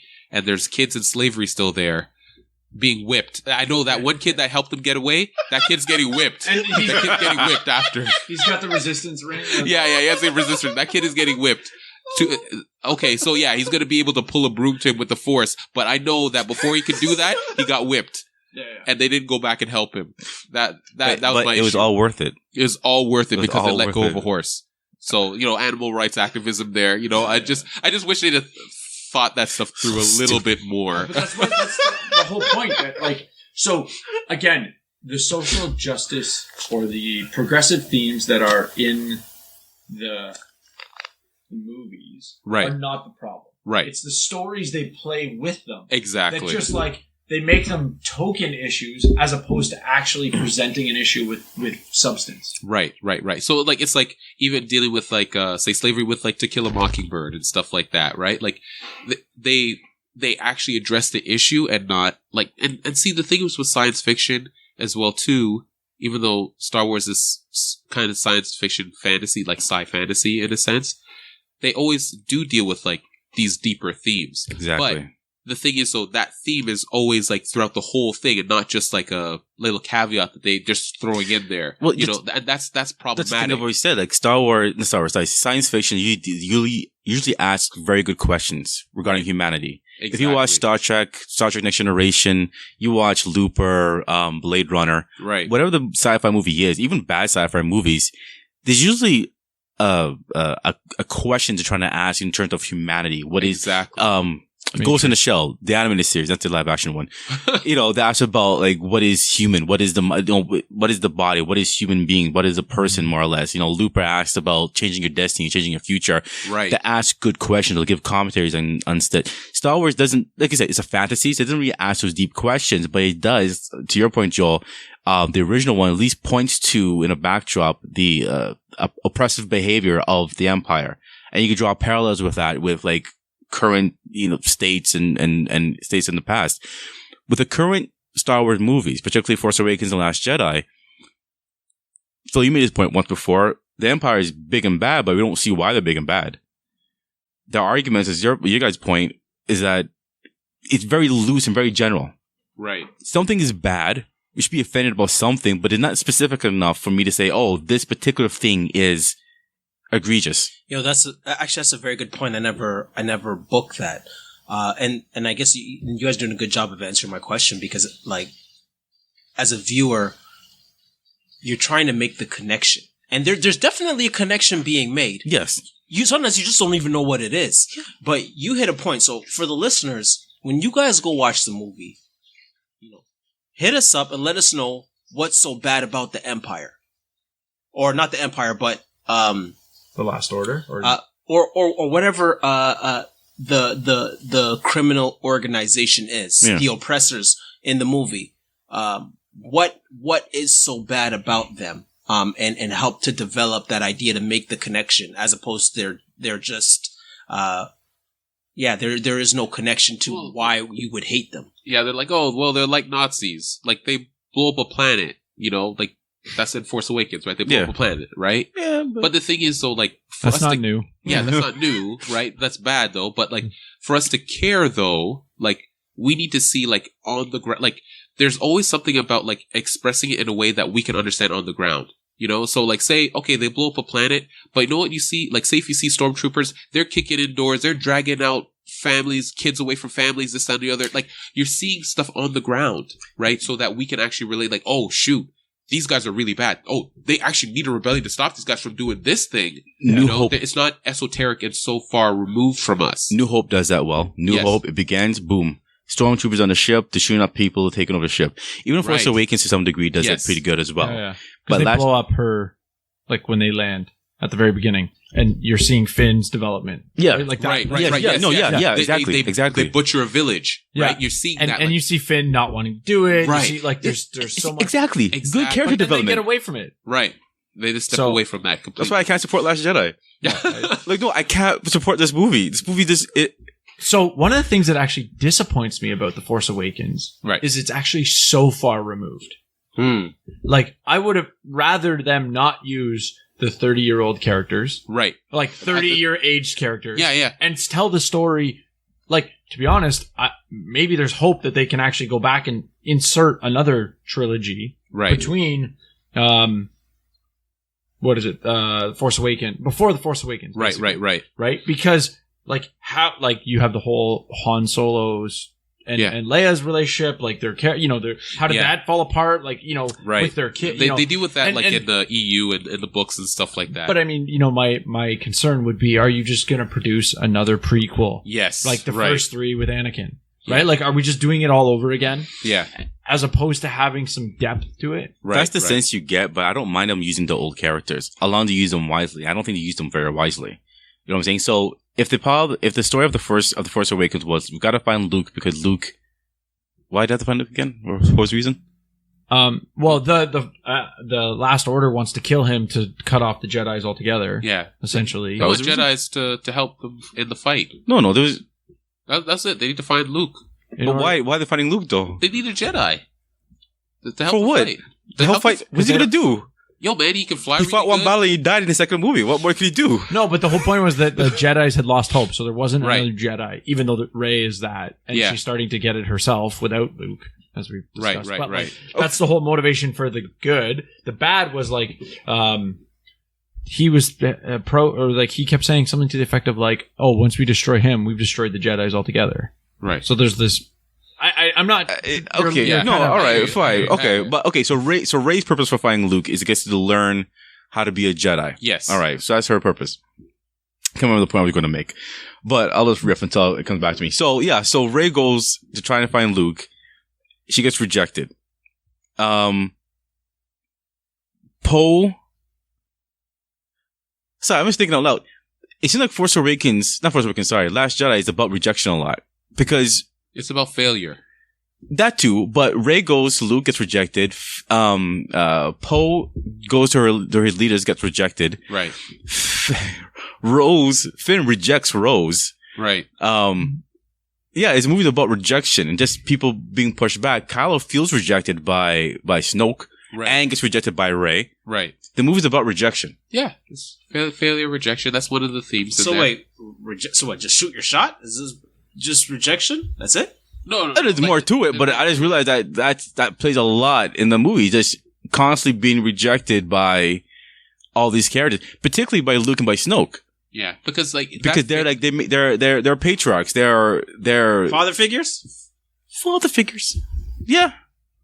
Just want to get rid of the fathers. What are you trying to say? Got you down now. What are you trying to say? Oh, well, hey man, I don't gotta say it. The movie already said it, man.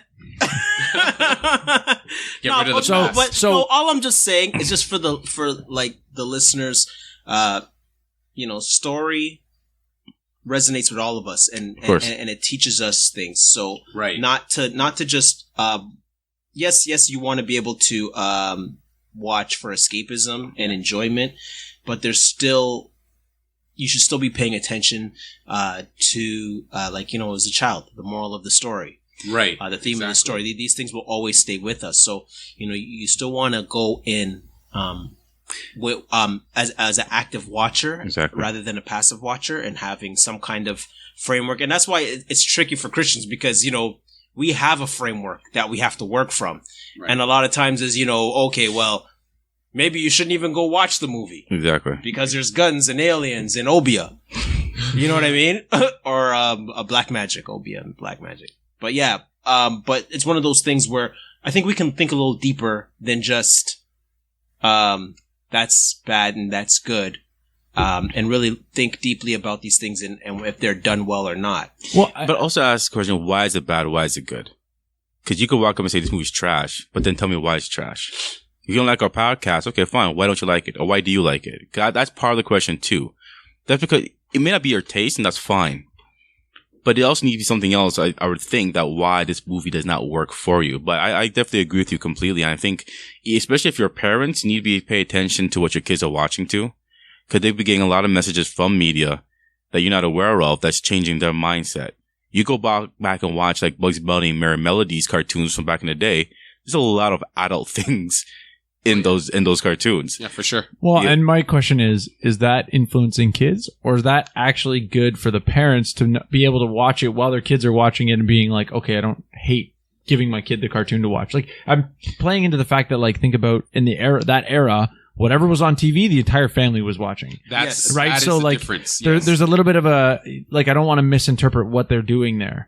And there's interpretation from an older person. Exactly. So like, that's a good point, because I remember watching cartoons, and Leo, that's a very good point, because there were things happening in the cartoon that I just didn't understand. Now, you think as a kid, you're like, oh, I'll understand everything. But, I remember the rooster was calling, who's that? I can't remember the rooster on the Bugs Bunny movies. Foghorn?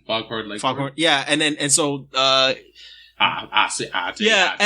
Chicken Hawk? And he works, he's calling this chicken, he's calling the chicken Yella. Yeah. Right? He says, like, you're Yella, you're scared. Now, I don't know what Yella means, so I asked my dad. My dad used that as an opportunity to talk about racism, and if anybody calls me a nigger, you punch him in the face. Like that, I remember that story, and my dad just used that as a launching point to teach me a life lesson. Right. Derogatory term, essentially, is... Yeah. He's calling him Yella. Someone calls you a nigger, it's the same thing. Don't let him do it. I love my dad. So, I guess my question is, what would make, like, if in episode 9... Yeah. What would be redeeming? Oh. Like, honestly, I think this is going to be like a hard one. Like, after watching Last Jedi, I was like, you know what?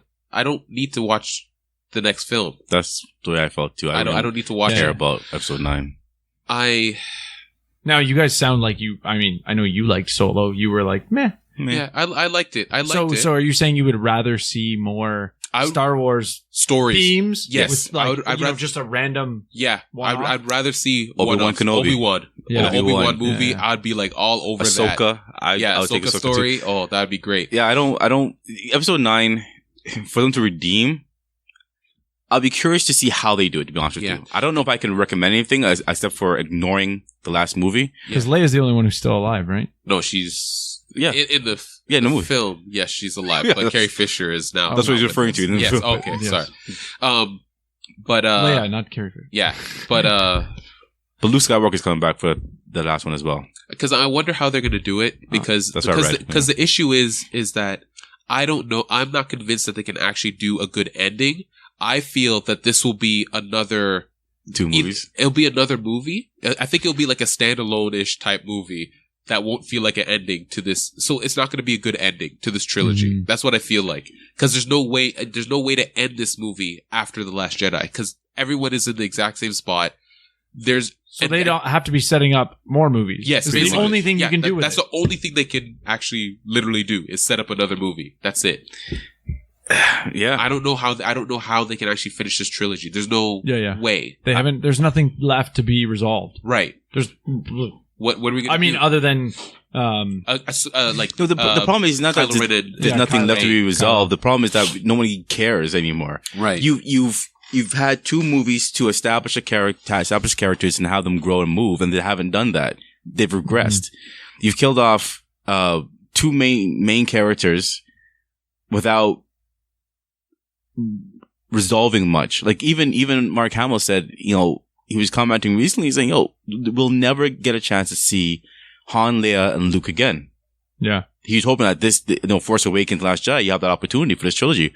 That's not going to happen. The most you'll get in the ninth film will be Luke might come back, maybe as a Force ghost or something, and chill out with Leia. But that's about it. Or maybe in flashbacks, maybe. But even that would be difficult because one of the characters is dead in real life. So, in my view, they kind of mess it up a lot. Yeah. I don't know how to redeem it, but I'm curious to see how they do it. Like if J.J. Abrams is directing the ninth one, so he's good at establishing characters. So I think the characters will be good. Yeah, the characters will be the fine. story in which they inhabit.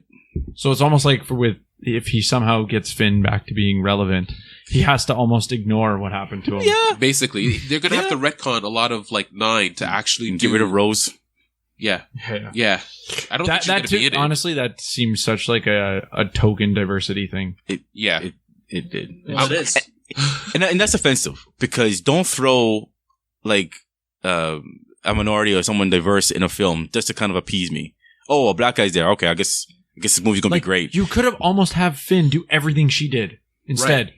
Yeah, exactly. You would have developed his character. Like he ended up on another ship temporarily on the bomber, and he did. Well, that's the problem. Like you want diversity, that's fine. You want inclusivity, that's fine. There's no problem with these things. How do you do it though? What are they doing? Yeah. Like what are they doing in this film that I'm supposed to be attracted to, or that I'm supposed to appease my that's supposed to satisfy me as a film watcher? Like, what did Finn do that make me proud as a black man? You know what I'm saying? Like, what is it? He's the first stormtrooper. yeah. Breaking barriers. Yo, right? he's working for the man, though. But you know what's funny? There was diversity to some extent in A New Hope. Like while I was watching, I'm like looking for, you see multicultural, right? Even in the 70s, like, right, you know what I mean? Right. Like now, granted, sure, you could say that there was too much male, blah blah blah, but like you use Leia as an example of like somewhat diversity. Leia's she was a great character.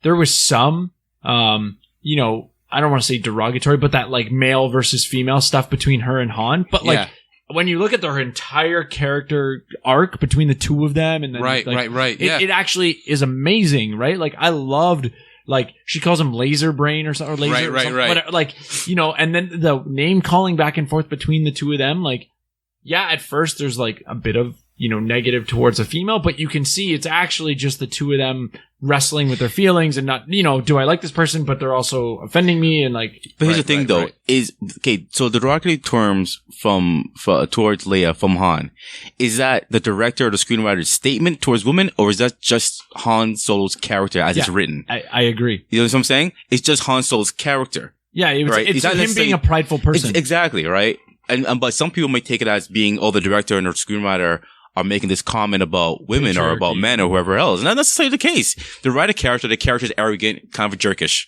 right? But over the period of 3 films, he matures, the relationship builds, and perhaps his reflection of life back then in the 70s when it was written and filmed. I don't know. I think, going back to your earlier question, Darnell, about how people should interpret and look at these films, is that on one hand, I'm like, be careful what you watch. Be aware of your framework. Be aware of what the director or screenwriter of the film is presenting as I don't want to say their truth, but as truth or as their perspective on things. I hate that term. As their perspective of things. But at the same token, not every movie needs to be overanalyzed, and not every movie needs to be taken that seriously. There's some movies like, that's trash, I'm going to move on and call it a day. Or that's good and move on. But there's some movies, like you said, it's the culmination of all these films, especially from one side of things, right, that can be dangerous, and I can definitely get that. And because maybe a lot of parents, not all parents, but many parents are kind of, here's a TV, here's a tablet, enjoy, and they're off doing something else. That's part of the problem as well. Yeah. So, like when you guys mentioned earlier, family spending time together, watching film, being able to express and explain certain things. You can watch wrestling and say, okay, I don't want you jumping off of kitchen tables. That's not a good idea. This is for entertainment only. As opposed to letting kids kind of watch things, certain kids watch things and just develop their own ideas based off a cartoon. Yeah. Exactly. Well, and I would say, like, as a parent, you know, me and my wife now are just having conversations about, like, you know, kid shows, even like how are characters represented, right? Like, a really good scenario is the idea of, like, how is a father being represented? Yeah, right. Because exactly. if you're demonstrating like a Homer Simpson type of adult, and you're showing that to like a 1, 2, 3-year-old, and now you're somewhat teaching them that this is what a father is, right? And so being aware of like some of those subliminal messages, you might be being silly and whatnot, and that's not the intention, but like for young minds especially, like, what is the theme that you're demonstrating, and how is that going to influence how they're going to potentially treat their friends and their family and their mother or their father? Right. I mean, the one example that I think of is, like, it's so dumb and it happens all the time, but the best example is using Transformers. Use Bumblebee new movie and the original Transformers. Yeah. The main character who interacted with Bumblebee in the original Shia LaBeouf, the male. Yeah. His girlfriend, an absolute ditz. Yeah. Just a complete dummy. Yeah. The new movie, the female, her boyfriend, an absolute dummy. Yeah. Like, why do we have to have this, like, the main Extremes. character is smart and blah blah blah, and then the person they're with is an absolute moron? Right. Like, right. How are you, you know, just like, is it historically we were doing it to women, now we're doing it to men on purpose? Like, Yeah. Or like, maybe you might have a purpose for demonstrating they're with someone dumb. Fine. Right. But just doing it is like you're degrading that, you know, the other person in the relationship just for no reason. It's the extreme swings towards things. So yes, in many films in the past, women haven't been shown in the best light. That's true. And same with minorities and such. Now today they want to go the extreme other direction and kind of do the same thing but in reverse, which I don't think is necessarily beneficial as well, if that's their intent. Make a movie. Make interesting characters, make them who they are, and call it a day. Well, like Fresh Prince, like with remember Fresh Prince, like all the white characters, they're all kind of. No, what's a good example of that? Certain Christian movies. Okay. Certain Christian movies. If there's a non-believer in the movie, they're wickedly bad. You're right. Like they do crack, they're pimps, they're I don't know, they're arsonists, and then you have the Christian who's, you know, going through a transition, or a Christian who knows everything. But the non-believers are presented in such a way, it's like, yo, I can't show us non-believers. It's impossible. There's not like there's not a moderate non-believer who he's a non-believer, but you know, he doesn't do crack. He, you know, he pays his bills on time, takes care of his family. He doesn't believe in crack. You know, so he holds relative morality. Yes, you know, as opposed to being like everyone's like, oh, this is an immoral person. Yeah, right? a complete write-off. Yeah, right. So you want this. A reflection of honesty, of real people in your film, depending on the type of film it is, mind. You want to represent of real people, how they actually act. Not everybody is extreme left or extreme right. But I think going forward, you just want to make good films that entertain people, that may have a message, whether you agree with it or disagree with it, but done well, a little bit more objective than not. I think one of the best movies that came out, not one of the best movies, but a good movie that came out that I enjoyed a lot was Wonder Woman. Yeah, Wonder Woman was great. Exactly, and it's presented well. You have a strong female lead. The setting of the film was World War One. Yeah, you know, there's some parts of like but overall it was a good and enjoyable movie, and they even put things in there, little historical bits that we didn't remember. Like I remember this one scene at the train station. We saw a lot of people from India there, in uniform. And that reminded me, oh yeah, that's right. Like India played a large part in World War I because they're part of the United Kingdom at that point. Mm-hmm. So it made sense. It fits. You get your diversity representation. It reminds us of history and is very clear and present. But that wasn't necessarily the goal of the movie. The goal of the movie was to kind of present Wonder Woman in this particular light and her voyage into quote unquote man's world. and how, you know, I don't want to go too far into this, but it seemed like the theme of the movie was that people are inherently sinful in many aspects, you know, and because she's looking at, oh, it's Harry's doing this, it's Harry's fault, right? Some Greek god, but it's like, no, dudes and men can be very, very wicked sometimes. Yeah, we are the cause of war. Yeah, we are the cause of war. But yeah. Okay, so, I mean, we've only been recording for an hour and 45 minutes. You know, wrapping it up, I mean, do you guys have any thoughts on, you know, do you think that, you know, Disney is at fault? Or in terms of, like, overall, like, you know, I think of the whole, just in general, like, if we're trying to wrap up the idea of Star Wars,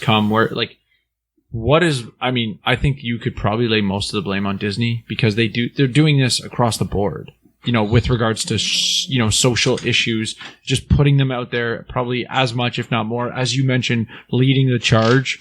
You know, you looked at Star Wars as leading the charge as opposed to the inclusivity aspect with Marvel. Well, I think with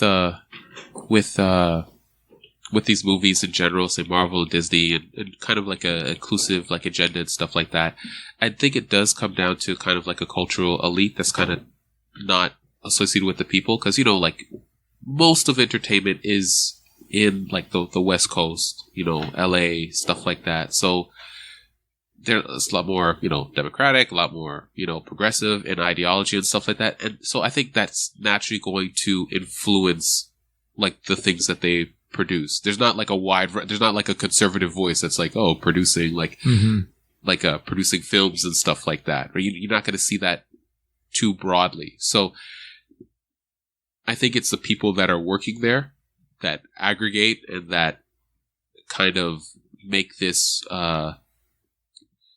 communally agreed upon direction that they want to go into. Because if it wasn't making the money, I don't think it's making the money as much now. Well, I was going to say the trajectory is kind of showing that it's not going to make the money. But I think we've basically said if they told stories well, yeah, it wouldn't matter. It wouldn't matter. Right? You can put whatever theme you want in there. Yeah. If it's a good story, people are going to listen. Yeah. No, definitely. I think initially they need to remember they're storytellers and they're also a business. So they're going to do what's good for business until it's not good for business. Right.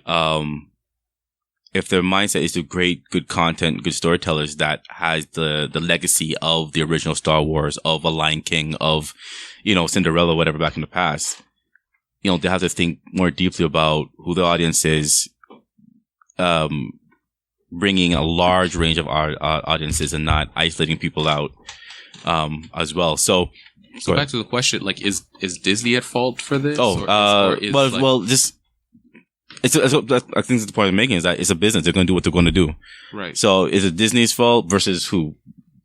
Well, I just mean, you know, Hollywood as a whole, the individual director, like, I guess my point is like, I'm going to say it's going to be, it's the compartment. I don't think Disney necessarily per se as much as whoever's running Lucasfilms right now. Right. And Lucasfilm does what they do. Disney checks off on it. Even with the director, you hire a director, you're going to check up on their script, right? So look at Lucasfilm particularly as a division of Disney, and I'll simply say, they're the ones responsible for this because they're the one making the movie. Is it under pressure of society? No, I think that has a particular agenda. I think they want to do things not simply to appease a portion of society, but because they actually believe what they're doing is the best way of conveying whatever message or ideas or agenda that they have. Yes. Right. And I'll reiterate this. I don't have a problem with them voicing a particular opposing view. Do it in a way that A, I know actually what you're talking about, and B, within the context of a good story. Mm-hmm. That's pretty much all I'm asking for. Don't beat anybody over the head one-sided with a particular thing, and droids' rights. Yeah, it's just a very blunt object with no precision to it. Yeah, I would say my recommendation to the listeners, I would say, stories is a crucial part of our life. We have our own stories. And we should make sure that we go in when we're watching these movies to be able to interpret our story in light of, for those of us who are Christians, interpreting our story in light of a biblical story, in light of the movie story. Mm-hmm. So there are points of continuity and discontinuity. Yes. Right. And what I mean by that is, Bible talks about sin. We see, better illustrated in a movie the depths of a person's depravity by decapitating that person. Wow. Sin is really that bad. There's points of continuity you could take away. And I feel like, just like, I guess I learned this from Simeon Trust and good exposition is, the best sermons have 1 point, not 2. It doesn't major in minors, right? Right? So the key thing is just finding the 1 point in the movie that you can redeem. Yes, okay, there's the token black guy and he's in love with a white girl. Yeah, but there's a bigger theme there that you can take away and apply to your life. So yes, it's cool for us to nitpick at certain things. But those are just tertiary, secondary issues, as opposed to being able to identify the primary issue within the movie. So yeah, that's it. Just making sure that you're going into movies with a framework to interpret it, as opposed to being passive, because then you're just wasting your money. And when people ask you how the movie went and you just don't really give a good breakdown, and you're just a waste mute. So yeah. So I guess maybe we'll finish with, and I think you guys might have already answered this question before. Of the whole series, what's your favorite movie? Oh, out of the whole, like everything. Only one. As a rule, I generally don't have favorites, but I would say, Empire Strikes Back. Yeah, that's my favorite. I think Empire Strikes Back, or the second one. Luke Skywalker's on Dagobah in which episode? Empire Strikes Back. Was Empire Strikes Back? Yeah, that one. Yeah, Empire Strikes Back. Yeah, I think for me, Empire Strikes Back, like the CGI kind of gets elevated just slightly. Yeah. From the first one. I mean, I think the first one, like when we were talking beforehand, I was like, CGI sucks. Like what my notice was, like the lasers just seemed off. Oh, really? Like in the first one, like it was just like, even you watch the newer ones and like there's a level where it worked. The one thing through the entire original trilogy that drove me nuts, the laser like gunfights. Yeah. Mm-hmm. Nobody cared about where they were aiming. Like it was just like shoot, just. And then I really appreciated like when I was watching the newer ones, like, oh wait, they're actually aiming to try to hit things. Like, you get the one scene where he's like bang, bang, bang, like he's hitting 4 of them with 4 bullets, kind of thing. Whereas like the first one, it was just like everybody's just firing as much as possible. But anyways, I digress. But like coming into Empire Strikes Back, like that first scene where the first battle on is it Hoth? Yeah. Hoth. Yeah. Like, but even the lightsaber battle was really good in that one, right? Like as opposed to the lightsaber battle in the first one was like over in 5 seconds. And right. It was it was very depressing. Right. But so I don't know. That was for me. Empire Strikes Back. I mean, Return of the Jedi was very much a continuation of that. Right. But Empire Strikes Back to me, it was so much better. Yeah. Like from you didn't have to spend so much time developing the story. Yeah. As the first one, more stakes were introduced. I like Empire Strikes Back because it's a darker film. Not just because darker film, because you see when Luke Skywalker changes instantly. Yeah. Like this, for half the franchise, half the series, he's like, "Oh my gosh, I'm with the farm," kind of whiny. And then like in one scene with Yoda, he switches up like, "I gotta go get my friends. I'm a Jedi now, like my father before me," and he's off on the mission. So I love that quick switch, and he went off to do what he had to do. And then I was like, the story development, so many different like trails, they all worked. Yeah. Right, like. Take the entire Millennium Falcon. Every little way that they were a different place or moving a different, like that story just really progressed well. Yeah. Obviously, similarly, Luke's story. Yeah. And like whether they, I loved his first meeting with Yoda and how that unveiled, like, the whole thing, right? Like his whole time on, that planet and like just everything about it. There was just, you had 3 almost storylines going at the same time, but they just all unfolded well. Yeah. As opposed to, I mean, even in the first one, I remember there was like, well, that's kind of random. The way that they made the story work, but it still worked, right? Like, in the sense of like, I think it was some like when you know you're like, wow, that's really unlikely or super improbable that you know like these circumstances all come together. Yeah. But at the same time, like we're in this random fictional world, so it works as opposed to forcing the story, right? Like, right. So, Darnell, what about you? My favorite is Revenge of the Sith. I thought I just found Darth Vader and his origins fascinating. You were the chosen one. Yeah, from being Anakin, and then him, fighting his mentor Obi-Wan. I just thought the development was even just him as a young prodigy, as a child, and it kind of put everything in perspective in regards to saying, okay, you have a bad guy, but at one point he was good. Yes. And you know, he was pure of heart. It's almost like being at a baby dedication, right? You know, what about, where you're like, oh wow, they're so cute and, let's pray over them. And the next thing, you're visiting them in the bin. So it's one of those things where you're just like, yeah, there's a point where, people start out generally well and with potential. Right. But, for all we know, we don't know how these things turn out. And now you have, Darth Vader. So I really loved it. And I just feel like I might just go home and watch it again. You know what? I'm going to say something. I don't know. No one's probably going to agree with me. Let's say the prequels is the best trilogy because of what you said. Because you see the arc of Darth Vader. And more or less the Jedi as well. The rising class of the Jedis. New Hope and Return of the Jedi, whatever, has the best journey. It's a great adventure. And Force Awakens and Last Jedi, I guess, has the best character development. Is that fair to say? Maybe, well, maybe not. I would say The Force Awakens, The Last Jedi. Yeah, okay. Force Awakens had that one, yeah. Yeah. What was your favorite film? I think I agree with you guys with Empire, but like even thinking contemporary, I really like Force Awakens a lot. I like it. I like it a lot. Just because of the setup of the characters.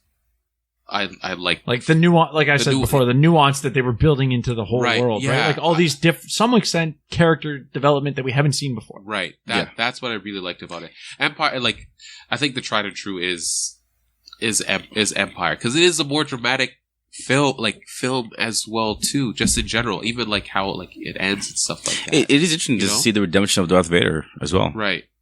So yeah. So yeah, I'll finish with there's a quote. I'm pretty sure it's Yoda that says this in Return of the Jedi. First, as a kid, I hated when he died. Yeah, like when Yoda's died, I'm like, what do you mean? Now, obviously, the fact that he gets to come back and all that stuff made it better. But I remember first watching, be like, why are you taking him away? Like he's such a great like character. When he dies, it comes back. So, there was this like interaction between Luke and Yoda, and Yoda Luke said something about he was critiquing his truth or the fact that like he was biased, and Yoda says many of the truths we cling depend greatly on our point of view. I think it's Yoda. It might not have been him. It might have been someone else. Right. But that quote, like I went back and like rewatched it and made sure I got it precisely, because it's like the idea of like you're not recognizing your own bias. And I mean that comes back to our show a little bit more. Right. And so that's where, you get this very profound quote in and amongst, just almost an off the cuff comment. Right. So I don't know. I think it lends to your whole point about the storytelling being better. Right. As opposed to the really poor writing in the first. Right. Yeah. Or the prequel trilogy. Yeah. No, definitely. So. Cool. Well, it's a wrap. Yeah. I mean, it's our first 2-hour podcast so we'll see how this turns out. I have a lot of work to do. Sixth Sense Report, Afterwatch, CLS. We out. Peace. Shout out to Phil Darko. Oh, and Jamarian, shout out. We love you, baby. Goodbye.